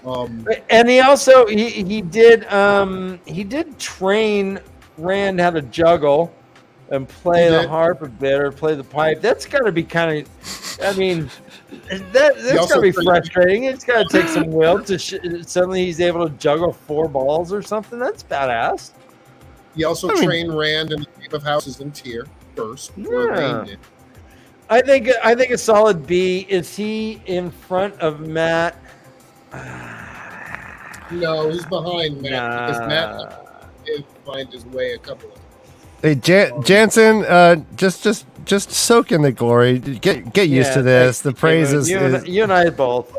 Man, thank you so much, DK. Yeah. My guy, man. What's up, man? Hey, I'd love to talk to you. That's what's up. Thank you so much. Yeah, and if we can get through this in a timely fashion, we might have time to hang out on Discord. It all depends. All right, so we'll keep him after Matt. Who's next? Yeah, Booze and Buddies, Matt and Tom. Oh, okay. No. All right, so here's something we could throw out. Oh! Everything. Right. Yeah. Boom. Right Yeah. off the top. That's hard to argue with. I can't argue with it. She knew Yeah. everything. that How she was did going how did she survive in the Tower of Genji? They sucked on her. They From they pure fed willpower. off of her. She had faith that she was going to be rescued. She had God faith, damn but it. she also knew that it might not happen. Yep. And she still went into it. And even Matt said another quote. Yep. Matt, at the very end of Towers of Midnight, he says, maybe Noel was not the hero of this story. He knew everything. Like she and went into it knowing that she needed to do it to save the world, to save everything. Her will, and came back lessened in power, and still had the will to go on with exactly what she started. And yeah, her will. Yeah, Moraine may be, and that's true. Moraine may be the hero of this story. She kowtowed the Lord of Malkier as her warder. She was in control of that relationship with Lan. And sure, he was the warder and was to protect her, but we saw other relationships where the warders certainly had more of an upper hand. But she kept that distance the entire time, and I'm sure that was again another exhibition of will. Moraine is a solid choice for number one. Very solid. But But what? I mean, like it's rough. Like she's seriously like the super soldier, the most intense super soldier of all history. Like but when she finally through the Great Hunt and Dragon Reborn, though, her will wasn't necessarily exerted to what she wanted. She was wrong. She thought that she had to exert more control over Rand, and perhaps she probably kind of did, but not in the way that she was trying. It was not successful. Rand rebelled against that to his better nature, because the prophecies do, you know. And she realized that early too. She said that to Swan when they met again in what was that? The Great Hunt. She said, "Swan, we were wrong. We didn't realize that the pattern was in charge, not us. We're dealing with creature fear in here." You know, like she realized her significance, that she was definitely lower than Rand and even his friends later, that she was just a part of the pattern. And of course, the Terangriel and Roydion and all those things helped her. And even we still don't know everything about her going to see the Elfin in Tyr. Correct. You know, so she went and saw the Elfin. She went and saw the Eofin. She went through the glass columns. Yeah. That the wise one. She was a cosmic warrior going through all kinds of hallucinated stuff. And so I would, God damn it, Ryan. Yeah, she is top right now on my list. Yeah, I was. The S tier is getting crazy. S tier is getting crazy. Well, I mean, we could add even more. Oliver Zara says, should I break the seal and bring in the Bella equals willpower? Bella! Let's see.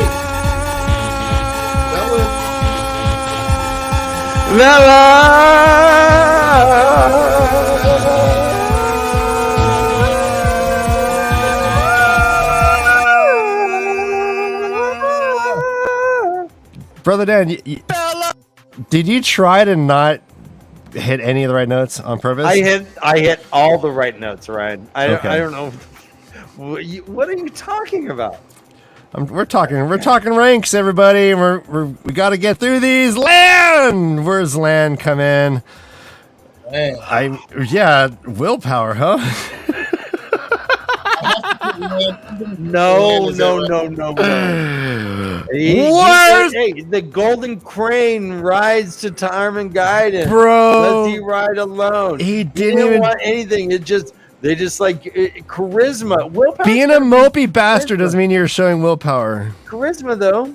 Yeah. No, willpower. Duty's Land had a weight. The one thing he did that showed willpower is that he taught Rand how to kneel before the queen. And then Maureen's even had to talk to me like, "Why'd you do that, huh?" And he's like, "Well, I thought, you know." That's the one thing he's done. Everything else, he's just obedient and The mopey. only time he was obedient was when he got married by the sea folk and when he was alone in his room with Nynaeve. That's the only power he ever had. Yep. Yeah. We've seen him there, but golly. D. Really, guys? A D? D. He's just a servant. He's just a He's very. worse than Asmodean as far as willpower. Okay, we'll put him in the top of the team. Asmodean at least at one point had a plan. Land never had a plan. The only plan Land ever had was to go die in the fight. Land had a destiny. He had a destiny. So how much willpower do you have if you have a destiny? Yeah, he's a D. No, yeah, Sid said it perfectly. Land tried not to have anyone join him. He failed. I guess He couldn't even do that right. He's like, "Oh, I'm he who rides alone with others." All right. Controversial. Next. Tamathor. Because he remained a confirmed bachelor. No, yes. All the honey cakes were being thrown at him. He's like, "No, I got to protect my boy. Now I gotta protect my boy. Got to protect my boy." He was on his own 20-year-long mission, just like Moraine. No, Ryan. He went to the White Tower inquiring about Rand with Abel, and was sent away with enough cash to get home. That's not a whole lot of willpower. He also, I'm gonna quit the show right now, Dan. Ryan. What are you doing to me? Ryan, he also was somewhat manipulated by Cadswain. It was her it was because of her that he said what he said, not because, and then finally he said, no, I shouldn't have said that. She told me to. That's not exerting willpower. No. True, but he is the only character. The only character in the entire series who was able to make Cadswain back down. It works. Yes, right here. Skeeter said he outwilled Cads. Yes, and the quote what's the quote? "Oh, it's okay, wisdom. I never liked Aes Sedai, and I'm happy when I went back to my farm. I've seen a lot of men use their powers all over the world. Some men use fists, some don't. A bully is still a bully. A bully's still a bully. And it was the only thing that ever gave Cadswain pause. Well, he was like, Rand. "Fuck it, I'm just leaving then." All right. Wow, Ryan, really? Okay. All right, but he's ahead of Galad. I'll put him ahead of Galad if you want, because he even Nynaeve said that. Why is Galad there? Because Galad, became in charge of the White Cloaks and was part of the last battle. All right, dump him, put him in the A's. Is he behind Nynaeve? No, I'm going to say yes. Galad is there because Galad never, ever, ever, ever listened to anyone but himself. No, yeah, he's an epically. He's all well. Yeah. Well, I see. He listened to himself, and even Egwene said Galad would always do the right thing. He did. Everyone, even though they disliked him, didn't dislike him to the point where they hated him. They thought he was. Everyone who disliked him still thought he was a good man. Even Eamon Baldo. Mm-hmm. Everyone. So I definitely think Galad. I love doing this because we never knew. We are all part of this Wheel of Time community in this world. We never knew who would be at the very top. Everybody had their inclinations, and yes, a lot of the people who are up there are the people that most of us would think. But the very fact that there's going to be some people up there that we didn't think is great to me and fantastic. Yeah. Yeah. Yeah. No, this is fun. Yeah, Maureen. Yeah, jeez. All right. Next, we got to get through these, Ryan. We have so many. Loyal with cheese. I mean, He's got, right. He's got. I would say he's around. He's like a Morghese character. His willpower. He fought the longing. He left unconventionally, like to seek his own, He shut down the edification. Which was against his better nature because his ancestors grew them. He picked up the axe. See, I'm not saying him picking up the axe, though. I believe that all the Ogier had fought at one point, and I think he was just going back to their baser roots because all the Shanshan Ogier still fight. So I don't think that was. I think that was just something he found, and it was based on need. I think him fighting was based on need and self-preservation. Can we say that tree singing is will?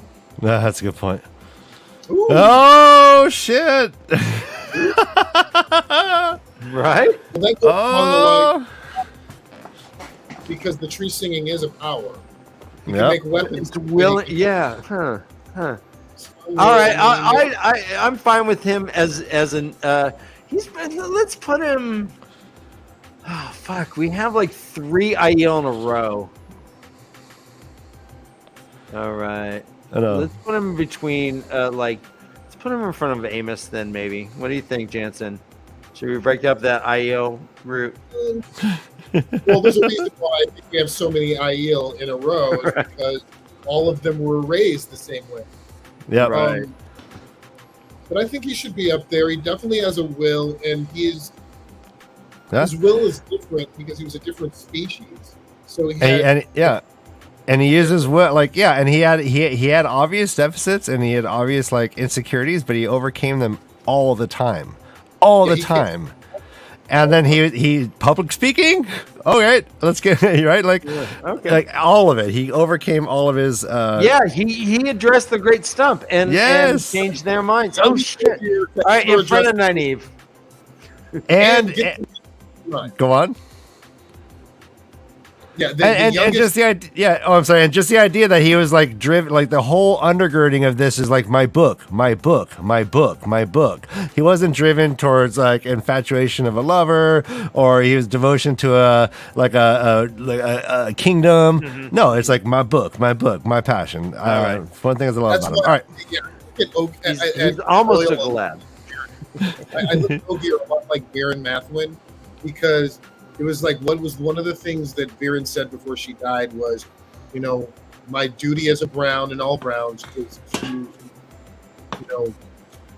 inform the world, make sure the world had knowledge. And I think that was one of Loyal's most driven things was to make sure that everyone remembered, to make sure that everything was documented, to make sure that everyone could read about what happened to the Dragon Reborn, why we're here today, why we beat the Dark One, why we, and coming from him, a guy who met Rand at the very beginning, it was not only that, he was so proud to be the one to write it. And you saw that in the text. He was extremely proud to be bestowed with this weight that he had to inform the world with the knowledge of the Dragon. That is a good point. A good point. Stand up to mine. So I'm moving them back. I'm moving them down. And Loyal was the ultimate observer. He was the passenger. He was, and although he did participate and broke that journalistic wall per se by getting involved, picking up an axe, breaking the ways, and then eventually being full team. He was, that's probably good right there, Ryan. Yeah. All right. Let's move on. He was just and in fact, a lot of times he was dismissed when he would say, "But Rand, so this building," and he's like, "Yeah, later, Loyal, would you?" Yeah, I know, seriously. I'm busy, Loyal. I'm busy thinking dragon stuff. All right. There are 2 wonderful women in this world that I call mom, and I don't think I could stand up to either one of them. We both share that. Well, we're gonna give you maybe an A at best, then, Yeah. Jansen. But who do you call mommy? All right. Jeez. Thank you for not letting me answer that question. The Green Man. Green Man. The Green Man. Actually, Will did the Green Man have? Willpower, I have to bring him down because I think he was a victim of circumstance. Yeah. He was a construct and told what to do. Yeah, I think yeah. He was also flawed because he was injured and had some brain damage. Oh, Yeah. you have brain damage? Yeah, he couldn't remember shit. Yeah, you're right. And he had like this crease down his face. That and he had it for so long that he had it as long as Rand's relatives from what was the chapter Brain damage. The Road to the Spear showed one of Rand's relatives meeting Semestra, and Semestra couldn't remember his name or what they did because of the fissure in his brain, in his head, and he was already damaged. So, yeah. That's funny. I thought it was more like his time was coming to an end, and like there was like a natural, like he almost knew. He's like, oh, I must be. I don't remember the quote. He's like, I must be finishing up here. And in a way, I always thought that him not remembering was more to do with like the need of that whole thing was like ephemeral and was ending. And from him being injured in the War of Power. Crazy. Okay, Hedro. He's just been walking around like. I mean, hey, he was when they first got in there and they're walking around like and like Jimi Hendrix was playing and they're like smelling roses and shit, like, and it was all right. Like he seemed pretty stoked. Yeah. I would he wasn't suffering too long. All right, so Green Man goes down. We have Hurin. Sniffer. Let's bring him down there. Yeah, bring him down there too. He's pretty great, but yeah, he was afflicted. Great character, but not too much will. Basically, I would put him in front of Ingtar. Yes. Oh, I would too. Because of the quote. That's not the way, Lord Ingtar. That's not the way. Yes. He knew Giotto. In the Borderlands. All right. Oh, everyone quietly sneer to yourself. Elida. I mean, there's definitely force of will, but I wouldn't. Yes.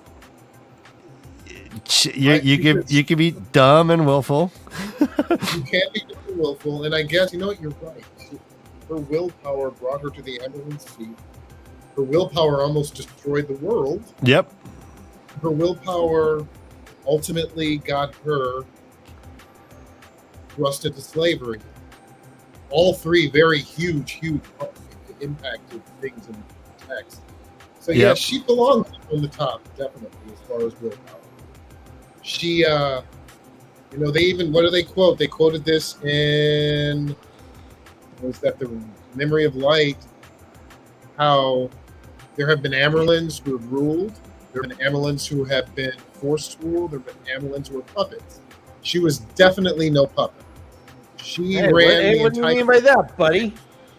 I know, Jansen. Jeez, read the room, Jansen. Tasteless. Sheesh. I am not racist against puppets. Show some tact, would you? We are. Yeah, he's okay. That's your first offense. I'm keeping tabs. No, you're right. But so it makes me think it is foretelling an exhibition of will. Yeah. Could a weak woman, was Guitar Moroso a weak woman, or was she just an Elida type that was just a force of nature to a certain degree? They mentioned, and I think it was Rand saying, "Yeah, I met Elida in the throne room, and if I had to spend 10 minutes with her, she would have, I don't know, it's something just like how aggro this woman was." Consider Elida what they said about her in New Spring. What they said about her in New Spring, how she, before Swan and Moraine were novices, she was the golden child. She was the one who passed all of the tests quicker than any other Aes Sedai before her, and she was held at Revelry. That she was held up at a place where everyone respected her, everyone was in awe of her, as how she was up until a good point. Elida was not I'm not going to say a bad person. She was a highly respected Aes Sedai. Right, Jansen. Keep in mind that most of all the Aja, the red Aja was the most populated. Yep, because of what they were. So we think of red as being evil. Guess what, guys? This was a noble cause enough that most people who became, or at least a higher percentage than all the others, chose red. Why is that? Because they don't like men? No, because exactly. And what they say, well, if you're in the red Aja, eventually, no matter if you did like men, Pavaris said that eventually you get a jaundiced view of all men. You get used to it. Yeah, but I think it's so wrong that all the people start, because I think it's a mistake to consider the red as evil. Yeah, because I think you have to consider them what Egwene said, in Gathering Storm. Vengeful. You have to be as vengeful as a red, when necessary. Nice. So we do have Matt Snagger here saying she lacked the will to get the Ajas to listen to her orders. They kept up the peace talks against her will. Plus, Egwene outwilled her as her prisoner. And those are all. She is not as high as Egwene. I mean, far. I know. No way. She's higher I mean, I would look. I hate to upset a Patreon member, but she lacked the will. I would say she lacked the tact to get the Ajas to listen to orders. I would say Eggy outsmarted her as a I don't know. Like, she's just epically stupid. Well, let's address Peter here. And epically tactless, but it's hard to, the one thing you can't shake a stick at is that she's driven. Can we discount the Fane issue? Exactly. If Fane influenced her, it's major marks against. Fane came, she was. Okay, I like that. When Fane left, she got really crazy. She started drinking more. People that actually saw her drunk. Ciane saw her drunk. Yeah. And she was a different person after Fane left. Fane was so many people's downfalls indirectly. So, his touch was very, very hard. But yeah, we compare her to Fane and compare her to Egwene, and both those folks, the wills, she loses. And in fact, she is kind of even being outsmarted by her own keeper, who is a dark friend. So, yeah. Again, I know these are all great points. I think I'm comfortable where she's at, and she's truly an impactful character in this. She may drop. She may drop though, Ryan. Okay, well, let's see who's next. Yeah. What is that? The wheel. All right. Hey. Now I think this has to go to the bottom. Okay, it's either this or this, right? Yeah, I think it's in front of Moraine bows to the wheel each and every time, right? The wheel weaves as the wheel wills. I'm gonna quote Amis. Okay. The wheel is not shadow or light. The wheel just is. Doesn't mean it's evil or good. It just keeps turning and keeps turning.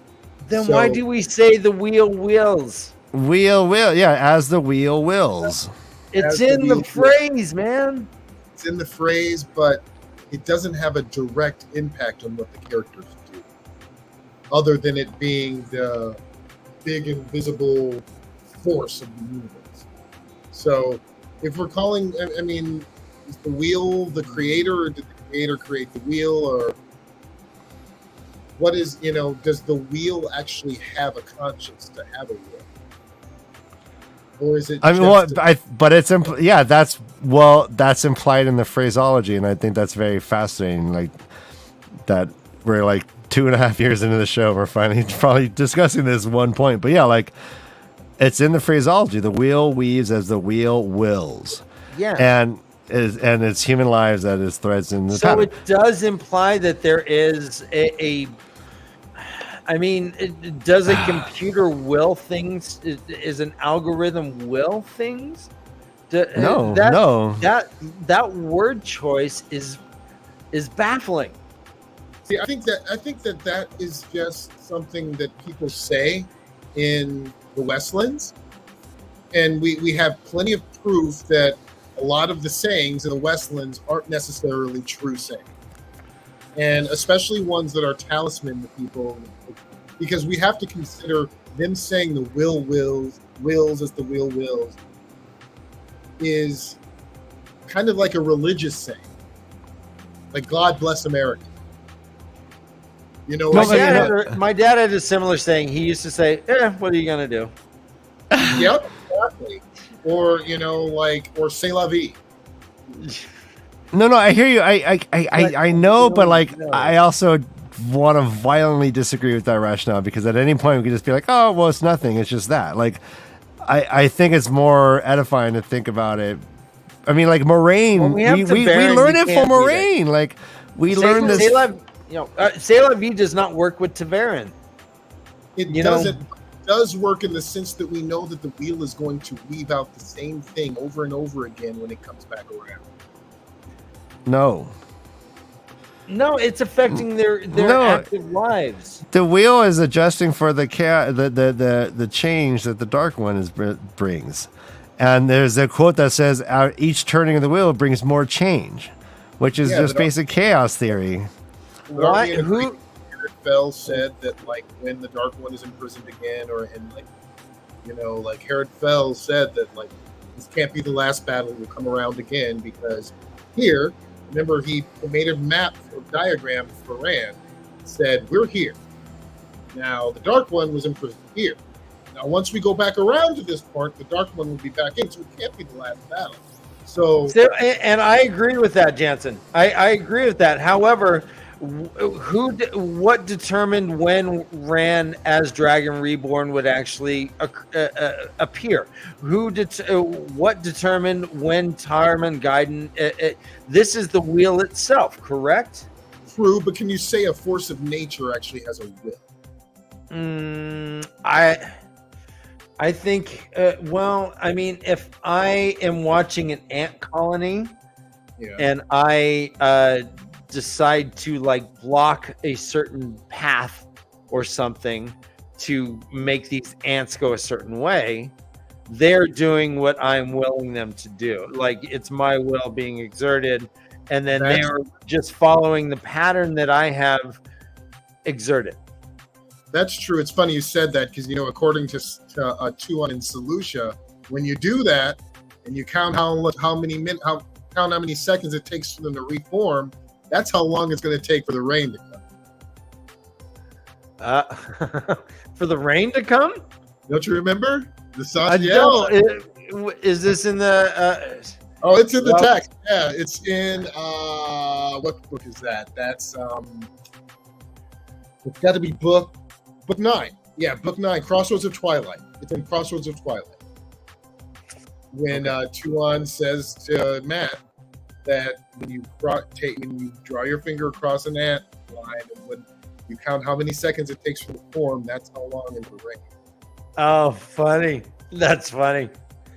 I mean, so yeah, that's kind of the whole thing, as far as if we're talking cause and effect, the will must be the ultimate cause, and if so, then that is will, the strongest will that can defined. Be. That's true. Yeah. It's ultimately going to happen. I get it. And I think you can make an argument for either one. But yeah, I think so too. I think you're right. Maybe that should be the next poll when Ryan comes back. Is the wheel ultimate will or the absence of will? I mean, is the pattern sentient? That's yeah. The pattern is aware. But it's aware. Because otherwise, why would the Horn of Valir would not work if the pattern was not aware? Correct? Am I eyes? True. Yeah. That's true. Because you have the combination of both. You have these things that are in the pattern but the horn, yeah, the horn is like that. It like kind of means that, all right, there is this cosmic link that occurs. Anyways, we're getting so way ahead of our stuff here. This is great. We're on Man, like shows right now. this is what Tavern Talk is all about. We just set a topic and then rarely, stay on that. Great. No, I love it. This is a good portion of my life these days. It makes me feel good. Well, I think Ryan's gone for a second. I think I could use a quick break. Sounds good. Are you down for that? Down for a break? Absolutely. Okay, so we're going to have a quick 10-minute break. Cool. Allow me to go refill my drink, go drain the old puppet lizard, I'm going to go talk to my lovely wife and my beautiful children. Go talk to them too, and pee while you're at it, because you may have to. Yeah, I might have to do that too. All right, so we'll see you in 10 minutes. Yep. This has been the best show ever. Jansen, you're lovely. This is great. You guys Hit mute if it doesn't mute already, and here we go. Sheets, the sign says. 30 to 50% off, Ryan. Look. Ryan, how many people have ordered something from Village Mattress and mentioned the way of the leaf? Exactly how many? Exactly. I've calculated the numbers, and it's roughly the square root of 0. Square root is 0, guys. 0 squared. You know what the good news is? The good news is I need a new mattress. Oh, let's go. All right. Well, you're going to get at least, do. You're going to get 30 to 50% off. And One thing I want to say to all of you guys out there listening to us and watching this, and our fans and are helping contribute to this, there is one character that I am 100% sure is not on this list, and at the very end, I am going to give an honorable mention to. Okay. All right, stick around. We're going to start whipping through these, I think, Ryan. Oh, yeah. We're deep into the time already. Yeah, all right. we're deep. Let's whip. And next up, the dark one. That's it. We have to. He is the antithesis of the creator. Mm-hmm. So there is countless people or beings in the story who have been taken by his will. So he is definitely one of the top tier. He created the taint. He did create it, but he created that as a backlash in desperation. Yeah. Regardless, but it has been his will being exerted. True. Ever So since. the dark one must be up there, yes. I don't know if the dark one has more will than the wheel, because the dark one was imprisoned. Guess what? Great. Okay. You know. Does the dark one have more? How about Rand? Rand bested the dark one. Rand. Well, I mean, this is why I think it's silly that Randy boy's over here in the right. Rand's like 7th.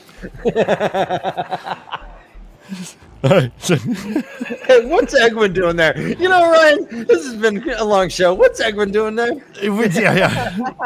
Go back and watch it at 50 speed. Yeah, I know. All right. Yeah, I mean, let's just sit with that one for a second. Let's move on. Okay. Everyone's been waiting for this. I've seen her name in chat. She is an epically powerful. In the mind, especially. Sorely defines. I do what I want.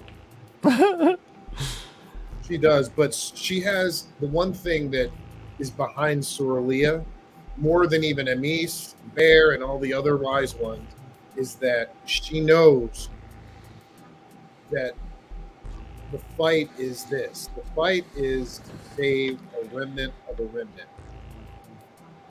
And that's the starting ground, well, at least for all the wise ones, other than the Shido. They're trying to save a remnant of a remnant. And she was not the strongest in the power. And they Egwene says it over and over again, at least 3 different times, separate times, that Soralea, she ran the Wise Ones by sheer force of will. Yep. Those were her words. That said Right. So, I mean, that alone, when you got Egwene, one of the top tier people, who is a little scared and a little weary of Soralea, and says that she has the strongest will, Soralea's got to be up on that top tier. I think. Correct. If there's a compromise in which there's someone who actually has more power than Amos, and just so long as Amos is consulted on things, but she is actually yielding and ceding to Soralea, that is a strong definition of will, and she is definitely then at least in front of Amos. Yeah, I agree. Does she have more than Nynaeve?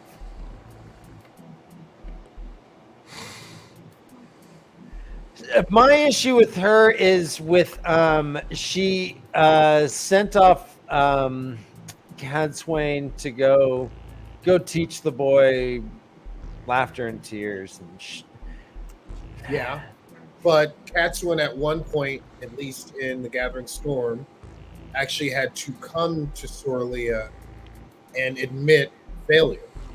Mm-hmm. She did admit failure, something Soralea would never have done. So Does that make her? So saying, does that make her stronger or not? I mean, to go to that, because that's the one thing. So maybe because the one thing you never saw Soralea do was have any humility, which is Robert Jordan wrote in so many different ways that was a source of strength, to actually have humility. And in fact, in Nynaeve's character arc, it's peppered with her having to show humility to grow. Yep. Moraine, all of it. According to the companion, she is over 200 years old. Yeah. Gross. Her G was great, giving her precedence over other wise ones. Her honor.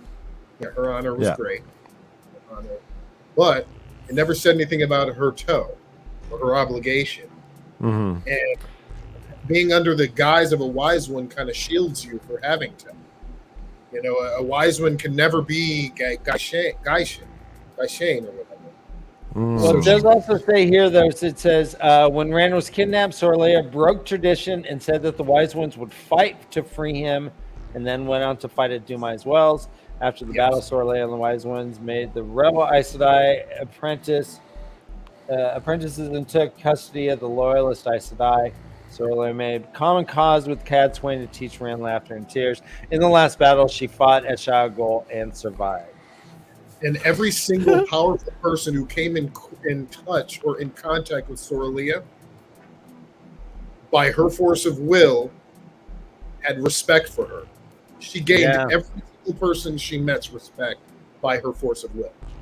All right, Ryan, drop Glad to right before Nynaeve. He's now tier A. Okay. All right. You go with that, Jansen? Let's go down, pretty man. Oh, Jansen. Just kidding. All right. Next name on the list is Tuon. What's Tuon? Now, there's text about her will.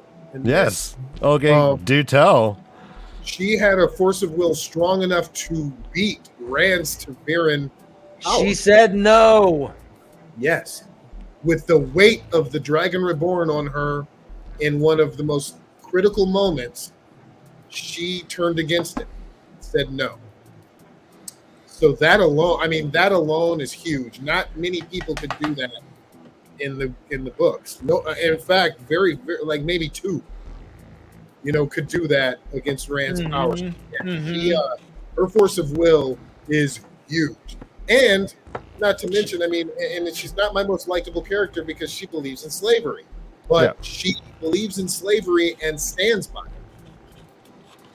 Yeah, she stands by it. She stands by her values, even if she did get a weird version of the Carithian cycle that was written after Lothair, maybe possibly by Lothair himself, which changed everything. Right. But she believed in her will stood for what she believed in. She was raised that way. She was raised to believe that Damani were animals. She was raised to believe that her being the Empress, or whoever the Empress was second to no one. Which is why during the meeting in what was it, Knife of Dreams? Was it Knife of Dreams? Yeah, it had to be Knife of Dreams where he lost his hand. Yeah, in Knife of Dreams where they met, she wouldn't agree with anything that he said because she saw the darkness. Yeah, but she was born into such a situation of privilege and disproportionate accolade that it's hard to see, like, what if she was just a common, it's the Elaine syndrome or the Gollum syndrome. But she did say no to Rand. Yeah, she would have been a Sultan if she was not in she was never in the hierarchy of Shan-Chan. She would have been a Damani. I mean, not a Damani, she would have been a Sultan. Because she wasn't born with it, and she could train. She would have been a Sultan. Which is so lower class that they couldn't even talk to the Empress. Yeah, unless they were a Dur Sultan. The Empress is Dur Sultan, Sojin to the Empress. I'm having a hard time. Weird. Okay, she did do that. That's privilege and position, right? There's that. Sorry, Ryan, go ahead. Well, but we also have the notion that, like, if an owl lands on her banister and hoots 2 times and then takes a shit, she's like, "Oh no." Oh no! It took a shit on the left side. And everyone knows when the owl hoots and takes a shit, like that stuff. She makes decisions based on that too, and that almost undercuts any idea of willpower because she's so beholden to Omen. True, but keep in mind, none of her or Selucia's decrees, as far as their quote-unquote superstition, was ever disproved. Matt called them on the ant thing because it took 2 extra days, but then she said, well, obviously Selucia counted wrong. Oh yeah, no, it could be absolutely right. It's kind of the Min problem then. If she knows she's right and she's making decisions, like, it's not like they're right, like, but it's not. It's an advantage. It's actually an advantage. It's not like it's not like. Because I actually do believe in the omens, especially after what happened to General Tylee Kirgan. I believe in the omens, but because when she saw that the worst omen she had ever seen in her life that day, then Mishima got killed through the neck by a Trolloc spear. So I do believe in the omens as far as what Robert Jordan's writing. He's putting it all out there. There's a lot of mysticism. There's a lot of magic. There's a lot of things like that you can draw on. And if someone can be born and see the pattern, then why not people being able to see omens in their everyday life? I do believe in the omens as far as how they. I believe it because I never did. Tylee saw those 2 rats dead with the tail in each other's mouth. Right before, she mentioned that she saw that morning, and then that's what happened to her right-hand man. The Trollocs evaded. So I do believe in the omens. I do believe in the omens. In fact, the omens are what made her actually say, Matrim Cawthon is my husband. Right. Well, yes. Which again, like, so then her decision was not her decision. It's hard to call that willpower. Like, she's obedient in a way. More positional than herself. Right, you're right. See, I love talking about this because the only badass thing is she said no to Rand when Rand was like uber Rand. Rand was staring at Dark Friends and people were like, I mean, he was just calling dudes out. He had mental power. It was also Dark Rand, though. It was Rand emitting his dark side. Yeah, he was like, he hadn't gone. He hadn't joined the pact. He hadn't stood over his own grave yet, and he hadn't actually come to terms with who he actually was. He was still the Dark Rand. So we're saying that she saw the darkness in him, not just the Dragon Reborn. So there's that. I mean, she was shocked at the words that came out of her mouth. I mean, I think she was even like, wasn't there like a tear or two that were coming off her face? Like, wasn't she just you know what? Now that you think about it, she may be the only character who really had a Tavern pull between two of the strongest Tavern to ever live. Yeah. She almost had no choice. Mm-hmm. So you got to bring her down, I say. Yeah, I agree. Yeah. I agree. I was wrong. You got to. I want to go B. I think she had one moment, and then she was just loyal and obedient. I think you're right with me. Awesome. Yeah. Awesome. Okay, so this is the best show ever, Ryan. Next up, we have the creator. The creator. So that has to coincide with the wheel itself as well. Oh, see, I think no. I think the creator is the antithesis. I think the creator's on the other side of the Green Man. But didn't the creator make the wheel? Sure, but that isn't his. So it's not his will being exerted. The wheel is the subordinate. The subordinate's doing it. Yeah. It's a tool. No, the wheel is a tool. I don't even see the creator having a hand in this at all, except for like two italicized, not yet. Like these weird all cap italicized things that people think might be the creator, but it doesn't really seem like it's his will. I don't know. I mean, it's like what? How is it? It's neither good nor bad. It just exists to continue to exist, right? So that's the wheel. But Piran said before the trial, in it was either Gathering Storm or Crossroads or Towers of Midnight, where he said, the creator makes a world, makes everything, and then goes on to the next one. He doesn't think about anything that happened to him. He goes to the next one and just like someone planting seeds goes to the next one, and he doesn't. In theory, the phraseology should read: "The wheel weaves as the creator wills." But the creator's not part of that at all. It's all wheel. No, it's very specific. The creator invented the wheel and the dark one at the moment of creation, correct? They just want to shelter in the palm of his hand, and that's it. Oh, this is fascinating. So the question is, like, can like this creating factor, the creator, like, do all of this without a sense of will or what we would call will? It's hard to even, I guess, put on like a human term to something so magnificent. But like, what else is happening if it's not being willed in existence? I would say that making creation, you got to have some will. I would that would be my guess too. I mean, it's all will. I mean, you could almost say that like the will magic is essence of the creator. But so now everyone we have 10 in the S position. Yeah, we can only have 10. I don't know how this works. It might go further. I don't know. No, we have 50. Yeah, I know. I don't know how the program works. We might be able to add more to S. We want to give our subscribers and everybody who's looking the reel of it, and we said 10. So okay, yeah. So we'll just have to start bumping people down. All right, I hear you. Next up is Slayer. Will out the ass. I think he has a ton of will. Yeah, I think so too.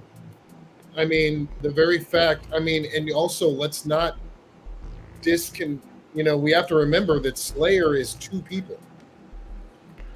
So Isam, right? Isam, and he was also Tigraine's brother, Luke. Right. Look what he did in the Two Rivers before Perrin showed up. It may not have been super effective, but he had everyone saying, "Oh, Lord Luke, he's the best." He had us put up a fence. But that was before Perrin came, and as soon as Perrin showed up, he put him to shame. He made Luke look like yes, but his will was being exerted throughout the region. Like, I think as Isam, he has a way stronger will, because Isam's always in Teleran Riyadh, which you need. But prior to maybe in front of Avienda. Yeah, I would say definitely in the A range, because you have to consider the only person that was ever able to even take Slayer out or even contend with Slayer besides the Forsaken was badass parent. Yeah. I mean, and before that, anyone that and this is a quote too from Slayer's POV. Before that, before the Forsaken reemerged, the only way people got in contact with him to get his services was by begging. Like they had to beg him to get his services. So, and probably pay him a shitload of money too. So Yeah. He was, before the Forsaken showed back up, he was probably the most badass Dark Friend on the face of the planet at one point. If you think about it, like, you don't want to mess with this guy. He was as strong as a golem. I mean, you don't mess with Slayer. At any given time, if he wants you dead, you will be, and you won't see it coming. Right. Brigitte even was like, and Perrin was like, "Oh, you mean Slayer?" And she's like, "Well, that's a good name for him." Yeah, don't mess with him. Like, all the wolves said, "Stay away from this man." Yeah. He was a force to be reckoned with. Jansen, is there any way you can get a light on your face? Yes, You got a beautiful mug. Sorry. Thank you. Yeah, it's starting to look like a prison interview. Come on. Come on. Feel like I've seen a lot of. There's our handsome boy. Awesome. All right. There's our handsome man. So yeah, Slayer is a fascinating character. And I kind of have a hard time even putting him down in the A because he is so absolutely proficient in what I'm calling will magic in Teleran Rod, which half of his being exists there all the time. It's hard for me to say that he's lower than anybody here who's not exhibiting the same kind of will magical components. So like next to Rand? Yes, next to Perrin. Definitely up there. No, I'm up there.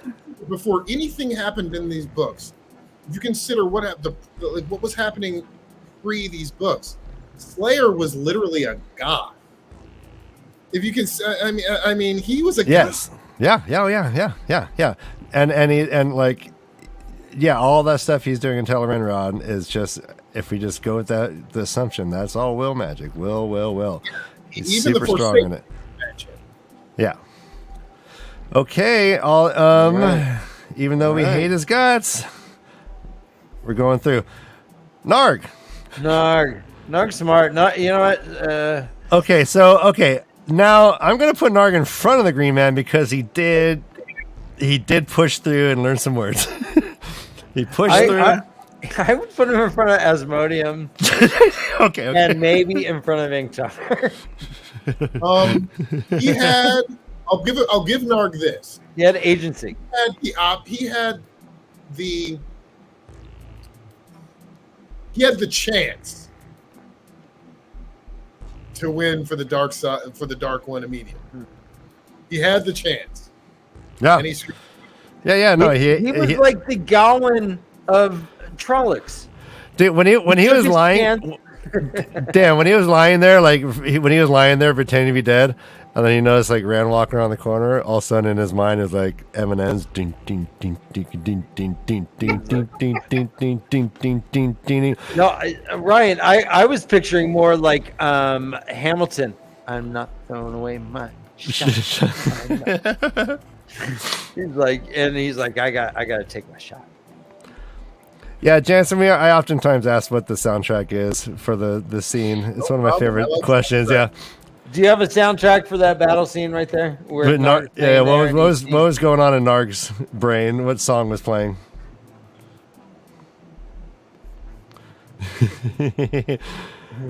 All right. Yeah, we'll get. We all got so many things going on. Yeah. All right, next. Moving on. Tigran. Migraine. Tigraine. Migraine. Tigraine. So, yeah. So part of it is that her journey was because she was aware of prophecy and split, right? She was. Yes. But she cared enough to keep it going when she didn't have to.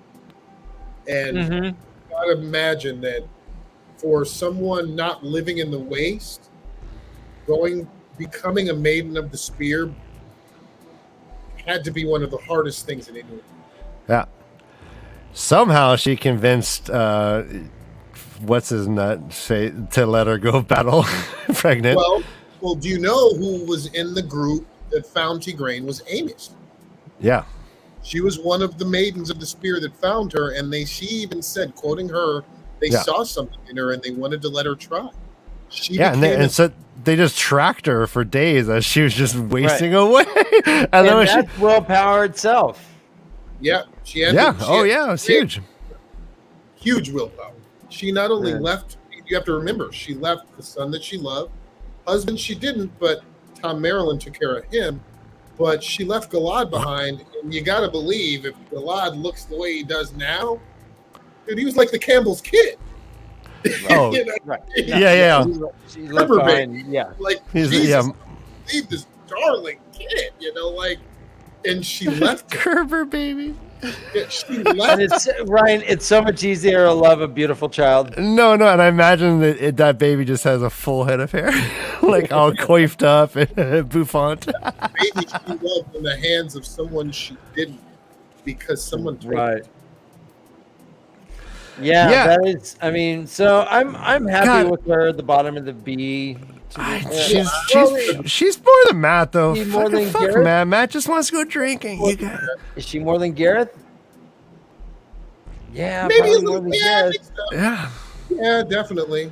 And also, I mean, if we're going to take in the actual impact on the story, there you go. She gave birth to Rand. True. I mean, the funny thing is, the only relative we see of hers in this text afterwards, besides Rand, was Paraval Mantiar, who was a child who just gave Elaine his props for her to be queen. So, very interesting family, and no women born in it for a while, and that's why Paraval, as a son, is the leader of that house.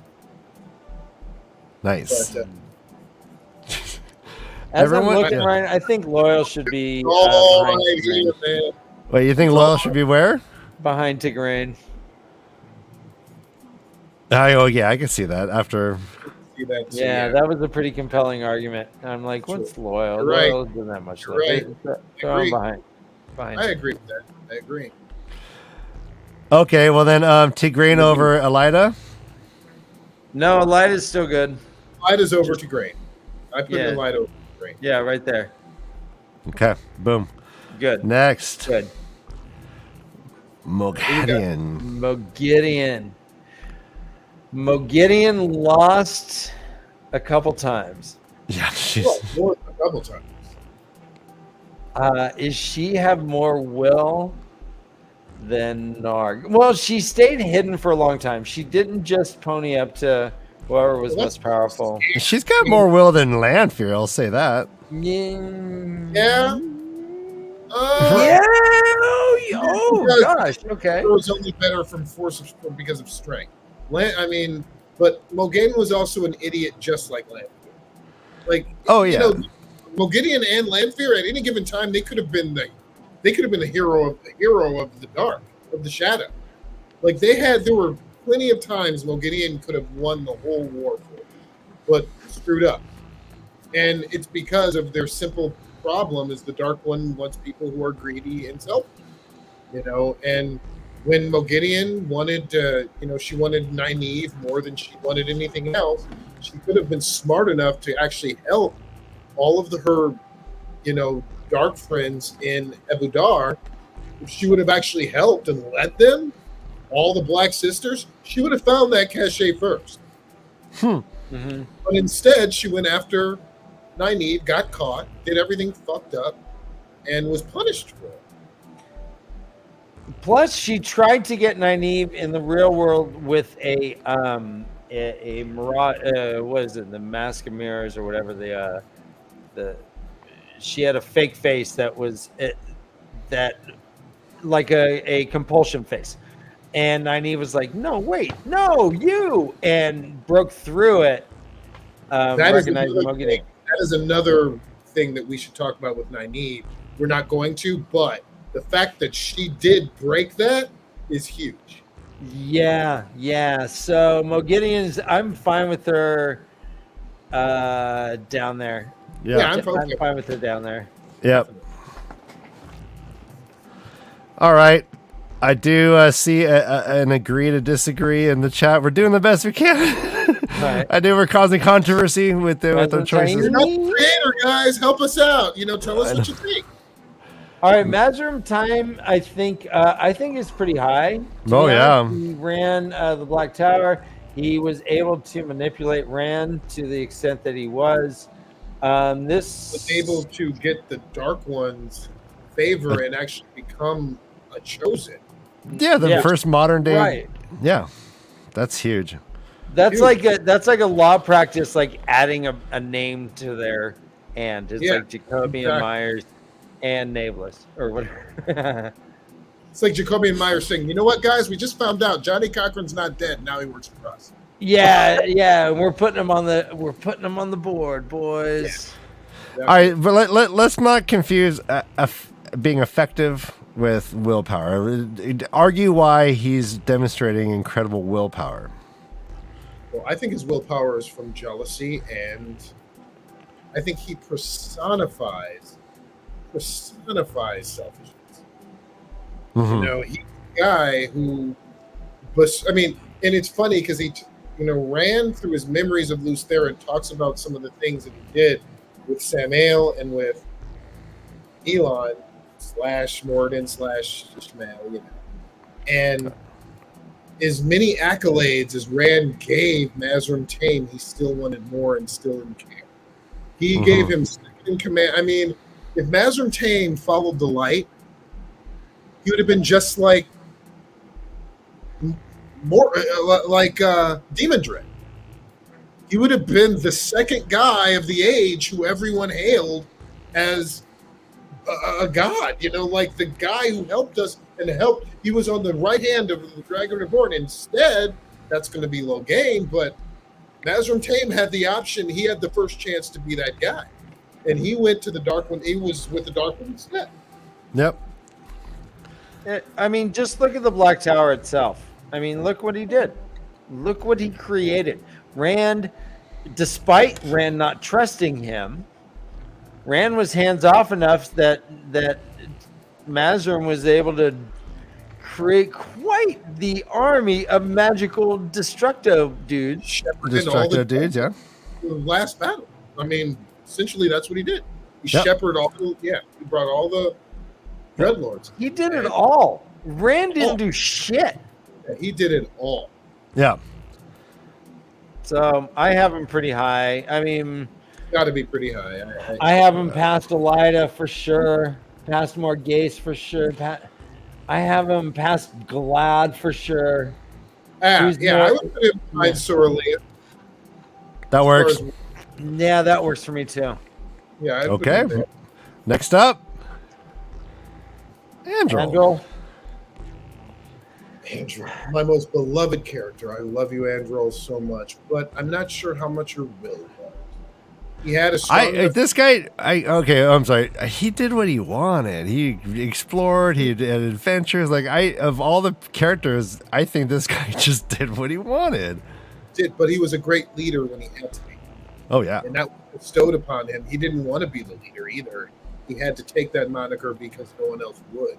Yeah, he kind of like the mat, yeah. Okay. Yeah, Andrew's almost like the. But the guy who stumbled into greatness, though, right?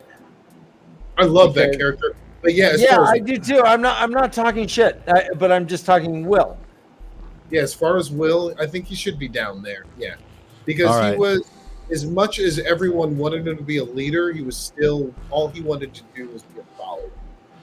Yeah, I would say maybe after Lan. I don't see him having more will than Lan. No one has more will than old Stoneface. Yeah, I don't on see that list. That's a good list. Okay, he's a top D. He's a top D. Top D. Right. All right.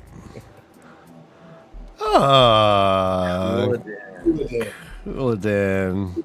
I don't know about will. I mean, I guess he does have a will. Because he was very Lan said it.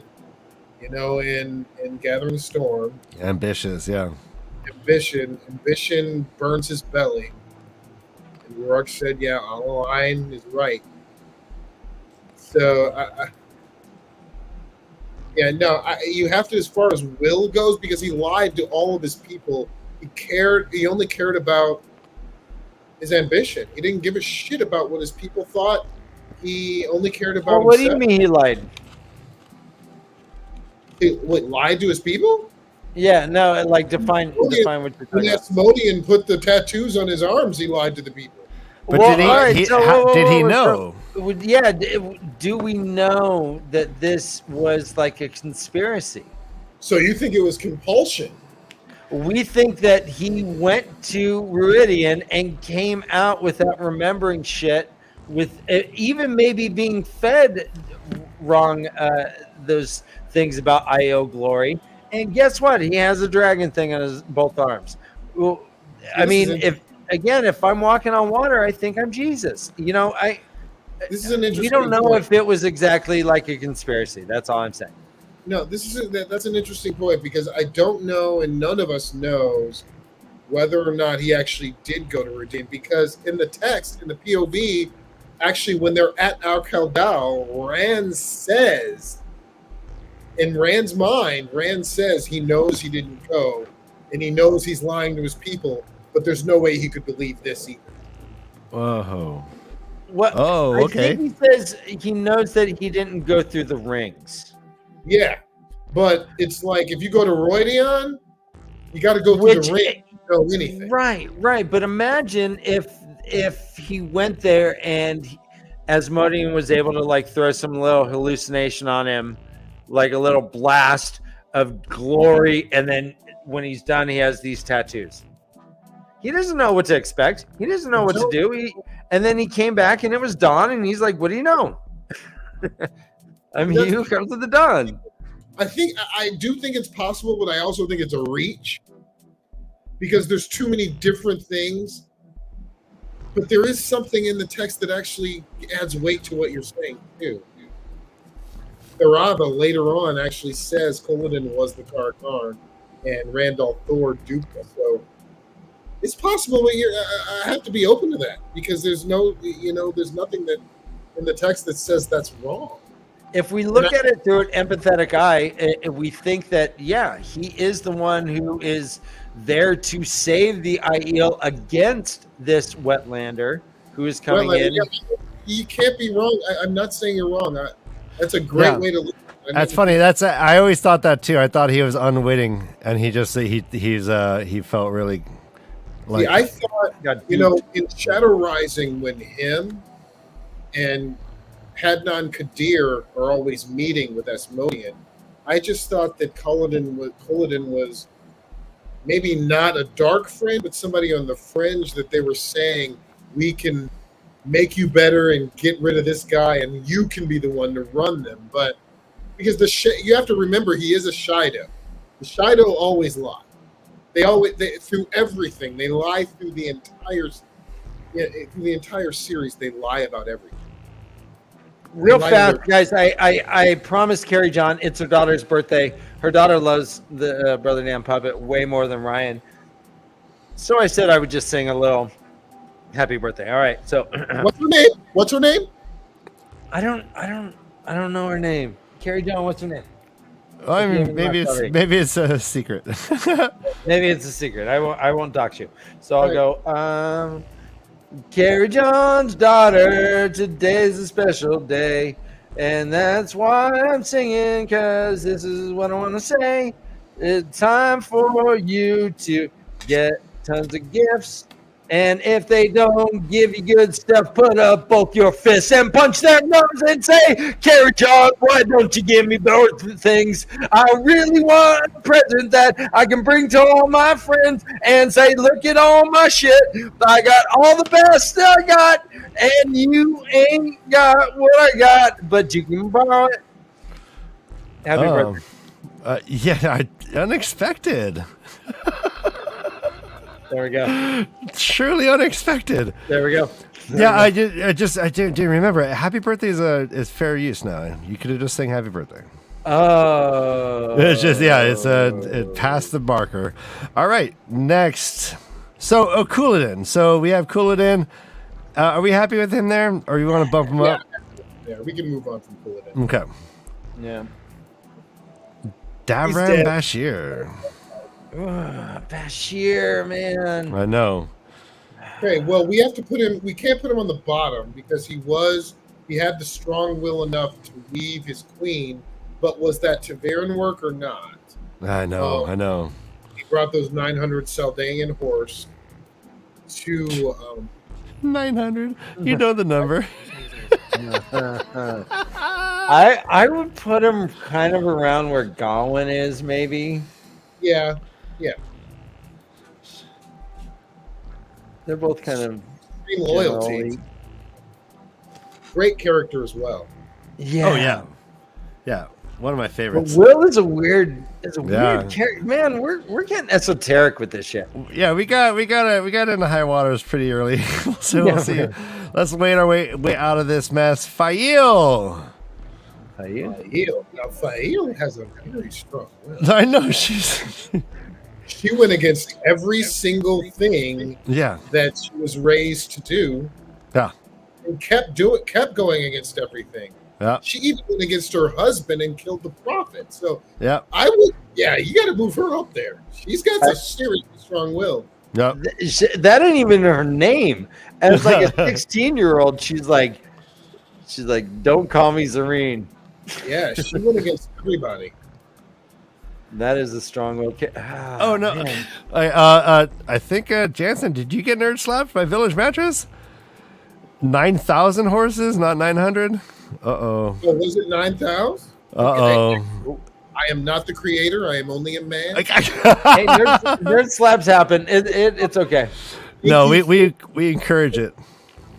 We And humbly, 9,000 makes way more sense because of the scope and the scale of the wars that they were having. I agree with you, brother, man. Thank you so much for telling me I was wrong. Hey, I'm a humble man, and I want to know.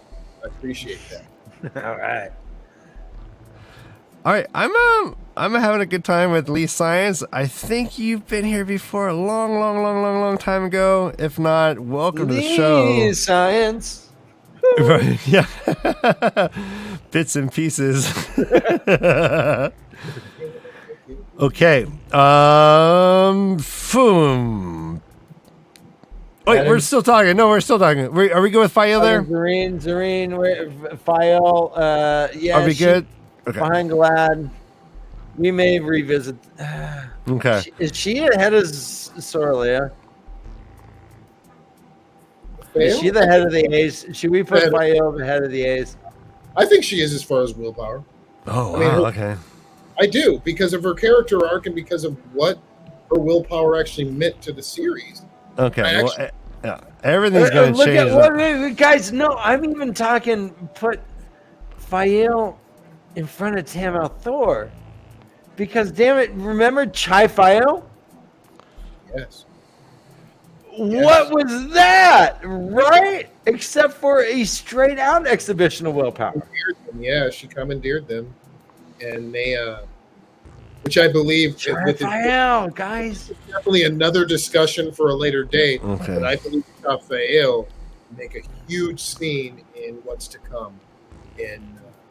Yes. Oh yeah, Fourth Age. Yeah, we're gonna have a whole series about Fourth Age theories. I definitely think Raphael is. See, we're gonna have to revisit that top 10. I don't know if Slayer's in the top 10 now. Oh no, just as the greatest everything hits keep coming. Everything changes with these next ones. I know. Mashadar.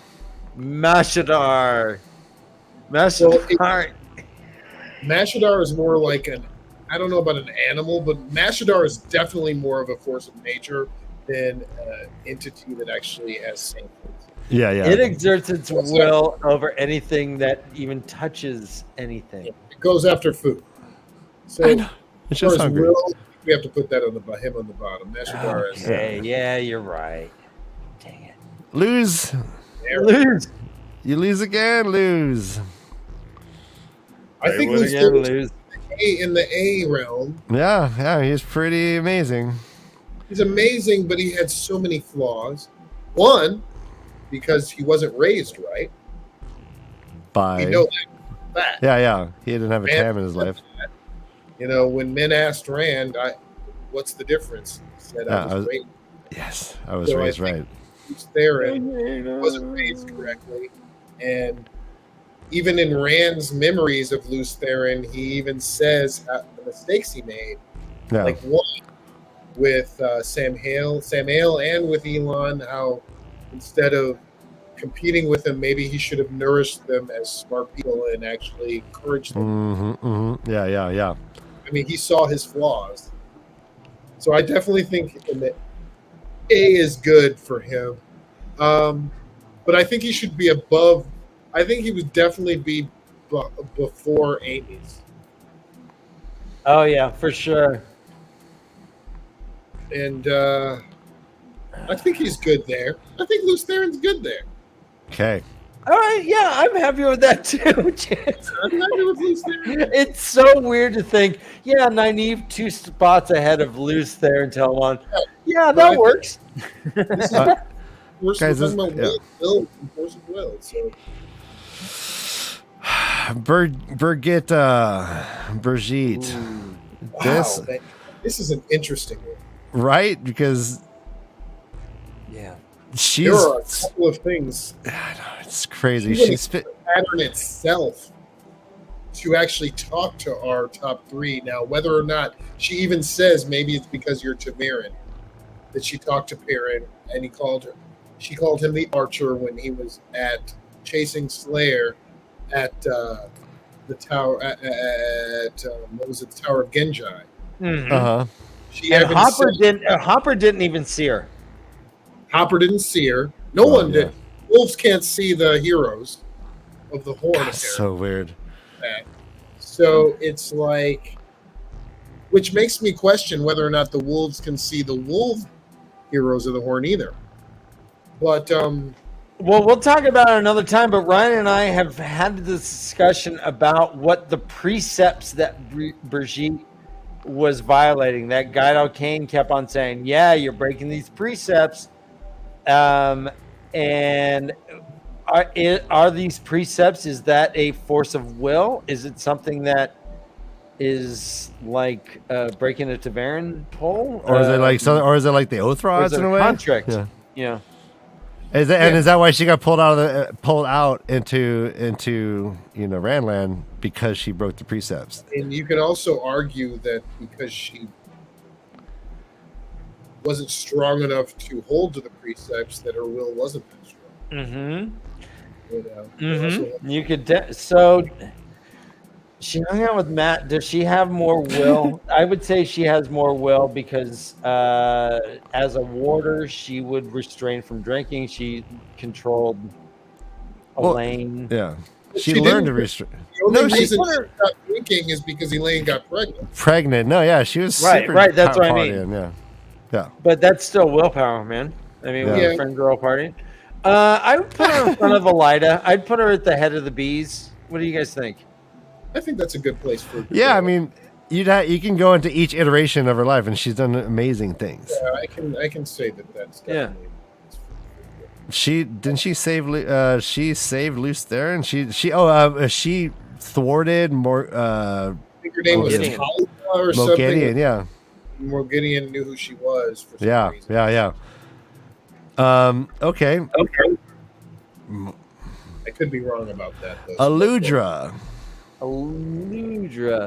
Tammuz, your mother was a goat. I mean, I don't know. Yeah, she has to be down there. She does have a little bit of will. She went against the, Illuminators Guild because she got kicked out, but that was all because of Tavern work. Everything that happened to her. Yeah, she got sucked in hard with the really tabs. And then Matt's swirl, everything was Tavern. Guys in chat, everyone. Gosh darn it. Guys, thanks for hanging out. We're in our top 10 here, or our last 10. So we're in the final 10. So thanks for hanging out.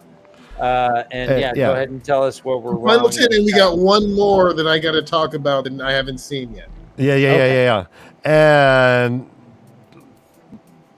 Boom, Gareth Bryn. Yeah, that's right. Wow. Gareth Bryn. No, he could definitely be in the bees, I think. Yeah. We already had Gareth Bryn, Ryan. He's Gareth in the Bryn. B. Get rid of him. Bye. Bye, Sorry. Gareth Bryn.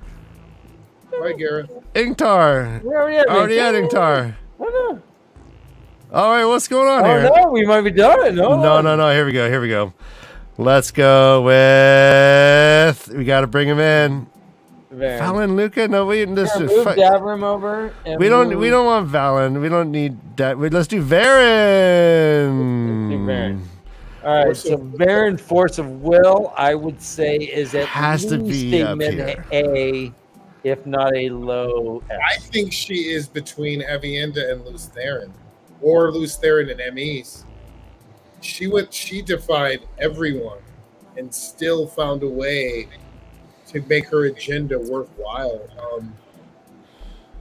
And Varen is one of my favorite characters, but that does not necessarily mean she should be in the top tiers of will. But her will was such that she not only was forced to be a Black Aja, but she still found a way to go against them. Oh yeah, and she was studying him and like undermining him at every turn. She was her own counter agent. You know, there was no authority that told her to counter spy, but she did it. Yeah, and no one ever talks about smarts in the Wheel of Time.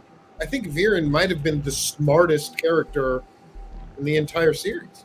Yeah, you know, I would say almost hands down. Yeah, dude.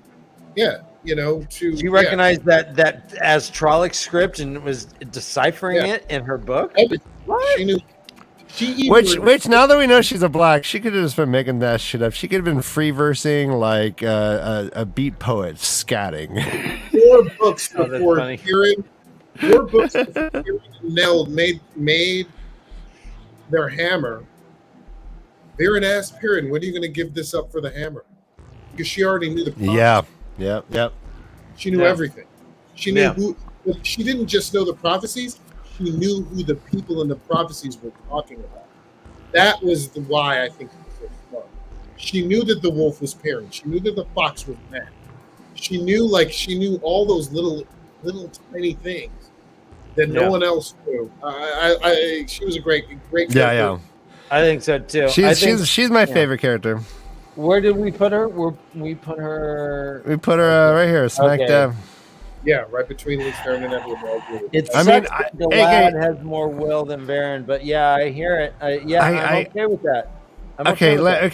Then what the hell is Fael doing? Okay, so you were going to say Varen win it. We talked about that. Yeah. You just be nice to Ryan there. Varen went against the Dark One, and we're proud that Fael went against her family. I don't know. Quote from Varen about Fael. About shit. how she saw how Fael was smart, how Fael saw things that no one else did, especially about Piran and Alana. And Viren was actually a little bit weary of Fael. So was Alana. Because she stated, even though in ignorance, would try to do anything to my husband, I'm going to kill you, won't make it out of the 2 rivers alive. Yeah. And even I remember that Fael had a sharp sense of everything. So Varen gave Fael even a hint of respect. Okay. We'll settle on that. Let's bring in Sharina Malloy. We should remember. Let's not bring in Sharina Malloy. Let's bring in Sharina Malloy. I love this character. Yes, I learned more about Sharina Malloy from you in the phone call this morning, but yeah, go to town. So Sharina Malloy was a novice with the Rebel Aes Sedai. Go ahead and tell us, Jansen. Now, here's the thing about Sharina Malloy that a lot of people who just read the series once didn't catch. Sharina Malloy was mentioned in The Great Hunt. Or was it The Great Hunt? Yeah, The Great Hunt.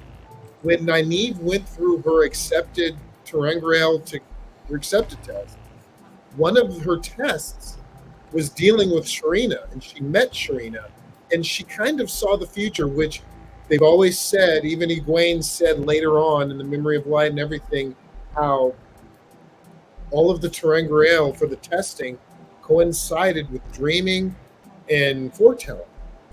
Now, Nynaeve saw Sharina in her testing, and then when Sharina actually came to Saladar and was a novice, Egwene asked Nynaeve, "Do you know of a woman named Sharina Malloy?" And Nynaeve was completely flabbergasted because she was like, "You met her?" And then Egwene, being Egwene, and the Amyrlin, seeing things, and when it says, "Well, how do you know her?" And Nynaeve said, "That was in my testing. I don't have to talk about it." In the companion, it reads, in Nynaeve's accepted test, she was counselor to Lan as King of Malkir. Yeah. That's it. Wait a second, Sharina was? Yeah, that's what it says in the companion. In the accepted test, that was her role. So that's even greater because that shows to the future that after everything is done and Lan is the King of Malkir, which is regrowing now, and Sharina is going to be on that court. That's amazing. I'm so happy. This is insane. Yeah. Yeah. That shows that they can't. Okay. So, Jansen, I was looking this up after we talked about this. I believe that it can possibly tell the future, but it doesn't necessarily tell the future. It's not. Because what I believe is that Sharina in the future, in the Fourth Age, becomes the head of the Yellow Aja. Not only the head of the Yellow Aja, but also the Mistress of Novices for all of the Aes Sedai. I think that was exactly what Robert Jordan was writing towards. She became basically the Mistress of Novices in Saladar before, she had everything set. And even Ramonda was, in her POV, commented on it multiple times. And Nynaeve, when Egwene mentioned Sharina Malloy's name to Nynaeve was either scared or very wary and in awe of this person. And when she became, obviously, Swan Sanche said in her POV, when she becomes a novice, and she most certainly will become a novice, and they stole that to put in the book to put in the show about Nynaeve with Leandra, and they stole those exact that phrase, yeah. Exact phrase they wrote. But when she does, she's going to be extremely powerful, extremely high, and well above Swan Sanche. And it says here that her potential level was even greater than that of Nynaeve. Yes. And when she becomes an Aes Sedai, Nynaeve has to answer to her too. Which helps Nynaeve's character arc of not being able to be the person that she wanted to be as in charge. Because all Nynaeve ever wanted to be was completely in charge and acknowledged as being in charge. But there was she not only did that, but she also was the queen of the novices, and was the chief, the grandmother of all the novices, and she created the families and everything, the cousins and everything. She created it all and handed it to Ramonda and I forgot the name. God, why can't I remember the name of the Mistress of Novices to tell about? But handed it to her fully done and fully ready to go without any asking. I would put her between Luthen and Amy's. Good job. I like that. Dude, never before has there been a 67-year-old novice with that kind of potential. And what did Egwene say? The White Tower is too weak to turn down any source of power or strength. Right. And she was stronger. She had the more potential than Nynaeve even. Yep, she did. In fact, I think the only woman in the Wheel of Time who had more potential than her was Olivia. Yeah, I don't remember. Let's go to Nicola Treehill, right? Well, okay. And all right, so we have three more. Three more guys. Nicola Treehill. I think she belongs down there, but I think that she definitely has a few things to be said in her name that help her might be able to move up a little bit. She defied some of the strongest people in the book. At every turn. Yeah. At every turn. In fact, she defied Egwene 3 separate times. 4 times. You know, she died from it, but she did defy her 4 times. She was ambitious as all hell. She thought that she was the honor student that thought that she needed advanced classes. She wanted special tutoring and stuff. Absolutely. And that's why she left the rebels, was because she's like, well, the White Tower is the White Tower. They have better books. I'm gonna go over there. Yeah.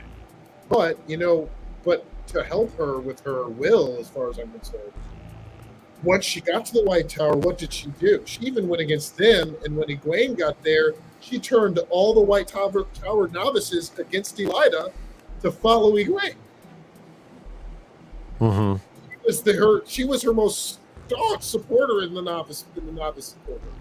She loved Egwene, even though she defied her all the time. And I think she defied her because she had heard Nynaeve and Egwene and Elaine's story, and she wanted to be them. She thought that if they went through it, that she could have too. Uh-huh. And she was wrong-headed about it, and she ended up dying from it. But her strength of will was just like the 3 girls, or the 3 women who are the strongest, our character. She had the same mentality. She had the same everything. She just didn't have the Tavern pull. She didn't have, the side of the light. She defied everyone that she talked to, and she didn't realize that she needed to learn before she could progress.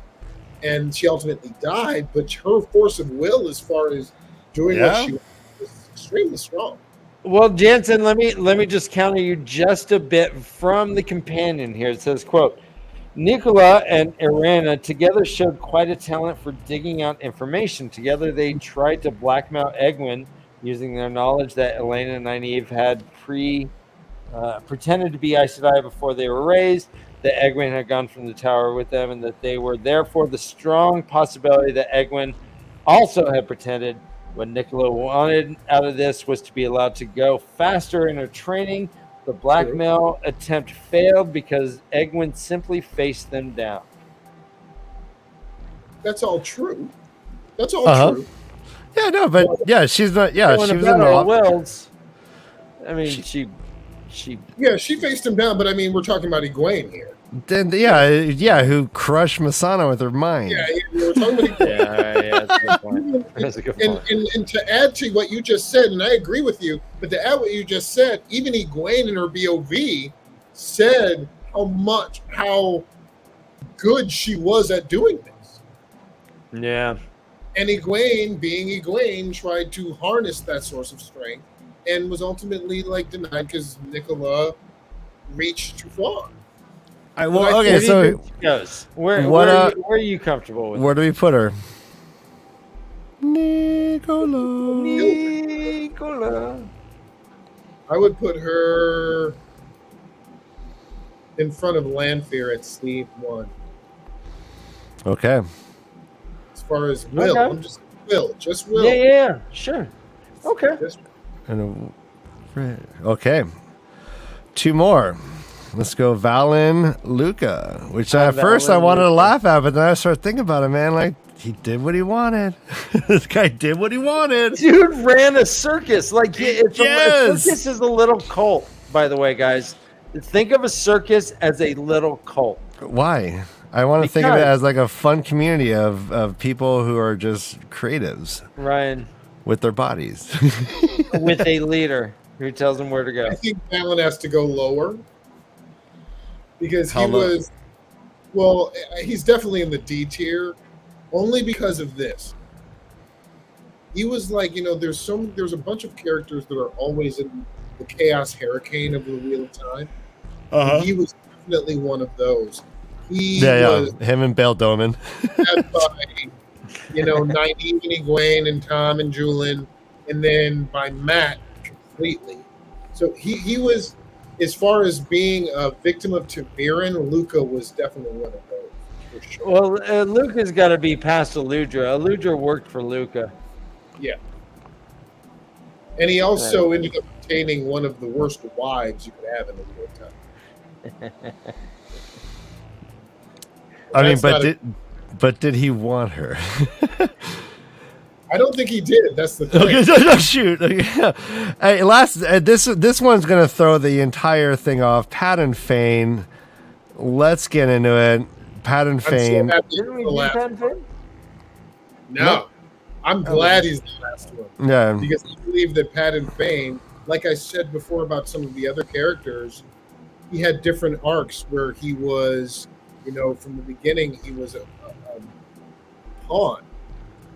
But then he gained power to turn against not just the Dark One. There was no other character in the Wheel of Time who every single person was against. Mm-hmm. He was against. He was all will. He showed up to the White Cloaks. He showed up to the White Tower. He showed up everywhere, and everywhere he went, people were like, "Fuck that guy," but still, they listened to him. He climbed up the walls of of that castle like a gecko. Like a gecko. Of Aldara Keep. But there was no other character in the Wheel of Time who had 100,000 golden crowns on his head. And he knew that. Bran told that to Moraine's cousin when he went in. Was that books? Jesus. Crown of Swords? Yeah, Crown of Swords, where he went to Haddon Merk. Haddon Merk. He went to Haddon Merk, where right after he had, he went with men because he was all blustered with bravado because he had just had a great victory with the Sea Folk, and he said, "Come on, men! You're going to see me capture the rebels and handle the rebels." And Haddon Merk, and he went. And Pat and Fane was there, and Rand almost died from that. But Pat and Fane, his will is stronger than most, I would say. He has to be on the top tier. So I think Fail has to go. Fail's gotta go. How's this gonna go? It goes over here. She goes there. Yeah, just moving down there. Mies goes there. Yep. Chulon goes there. All right, so guys, is there anyone that we haven't that wasn't on the list that you would have in your head as being an S tier? Here's one. Talk to me. So I told everyone that I would, after we finish this, I would bring up somebody, an obscure character who I thought force of will was stronger than a lot of people in this series. Now, this guy was a teacher, indirectly. His force of will was stronger than I think anything that I ever saw, and he proved that at the end. And his name, or at least one, he has two names, but at least one of his names is Boundless. Wait, say it again. Boundless. So, who is this? Asangar or whoever? No, Boundless. No, the wolf. Oh, okay, Boundless. Okay, I'm sorry, I wasn't hearing you. Oh, Boundless. Oh, shit. As far as forces of will go, he defied it all. Piran and Moiraine said that he had lost all humanity. Piran said that he was the reason why Piran was what he was for so many books and was scared of everything. But this man was at the last battle. This man survived everything, and this man taught Piran the last lesson he needed to know to become the man that Piran became. And I think Boundless was... a lot of people don't realize how good this character was for Piran, especially. This was one of the best characters in the book. Because if you remember, Boundless was with Piran on several occasions fighting in Teleran Riyadh, and Piran had no idea that it was known. And he taught Piran like so many different things, just fighting, being his brother, being his fighting partner. And then finally, when Piran went to talk to him, Piran realized that this was known, the guy that he was scared of, the guy that he didn't want to be. And he had found his balance before Piran ever did. So that's an interesting take, Jansen. I always saw him as the cautionary tale, right? No, I see him as brother in arms. Oh, so I mean, it was like not only in the wolf itself, but in Tellerania, that if you go in too deep, and this is what Hopper keeps saying, brother, you're here too much. Like, Yeah. like, And the last thing Hopper told Piran before he died was seek boundless. The last thing to him to do, because Hopper knew that was the last lesson Piran needed. Because Noam didn't. What happened to Noam wasn't a bad thing. Piran thought it was. Noam decided that was his balance. That was what he wanted to do. He chose that. And even Piran says that in this POV. Oh, you chose this. This never ever was something that they could have happened to a guy who had the wolf dream to fall into or be scared of. This was the balance that Boundless chose. Balance, like, I'm not drowning, I'm waving. Yeah, when Piran found that out, everything changed for Piran. He was like, it's my choice to be who I am. And then as soon as he got out of that, he talked to Elias.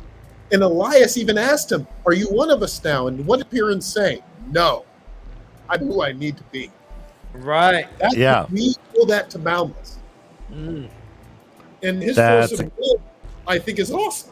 That's a great honorable mention. Ryan, give your pitch for an honorable mention for an S class. Well, I'd rather listen to the chat room for a second. LaRosse, Mistress of the Kitchens, and Sivan Bauer need honorable mentions. Loris. Love both those characters. Loris was just beating poor girls with wooden spoons. Lee Science, Satelanan. Satel is a Satella. That is definitely an honorable mention. That is third character. I don't know if it's S class, but Jesus. Oh yes, Lee Science. I'm down with that, man. All right, so mine is actually Lenny. So Lenny is a force of nature. He is a force. Yeah, Jesus, nice one, Mercy. It's nice seeing you, Mercy. Yeah. I think mine would be Massima, the prophet. Oh wow. The guy was John the Baptist in this world, do you know? Yes, he is. No, he really is. That's a great way to go. I didn't even think about it. Why didn't I think about that? Great. Yeah, this is awesome. Yeah, I would think that he might be borderline S class. Ryan, do you have one? Oh, who didn't make the list? I can't think of one. That's fine. I hate to put you. No, I can't. I can't think of one. I just I was actually doing other things behind the scenes. but I do want to say to everyone that I'm going to put in the chat right now the link to make your own tier maker. Nice. And I want you guys to make tiers and send pictures and tweet them at us or send them in Discord. Maybe you can all just hang on a Discord and do one together right now. But it's there. It is. It's a cut and paste that bad boy in there. And by the way, Ryan it's TIER maker, not TEAR. He doesn't want you to cry necessarily, unless that's what you want to do. Thank you, Dan. Thank you. Look at this glorious. Look at that. That's wonderful, Ryan. I really like this. This is fun. We did this. We gotta tighten it up a bit. 3.5 hour. Is it 3.5 now? Yeah, we need to put like timers. We'll figure it out. This was the first 45 seconds each, and just hammer it out. But I'm really excited to see your guys' lists. Yeah, you guys out there, this is the first time that I'm going to bow down, Brother Dan and Ryan, because I am a new guy here, but this is the first time we've just done the hosts. And you guys' feedback is so important to us and so awesome, and we love it. And this is, like I always say in every show that I do with these guys, this means so much to me. And all of you guys help that. And we need more and more and more and more from you. Feel free to just send whatever you want, because we not only do we trust you guys, we love you guys, and this is a huge community that we are so happy to be part of. Yes, we do two shows religiously. We do 2 shows a week. We are committed to this. This has been about 2 years we've been doing this.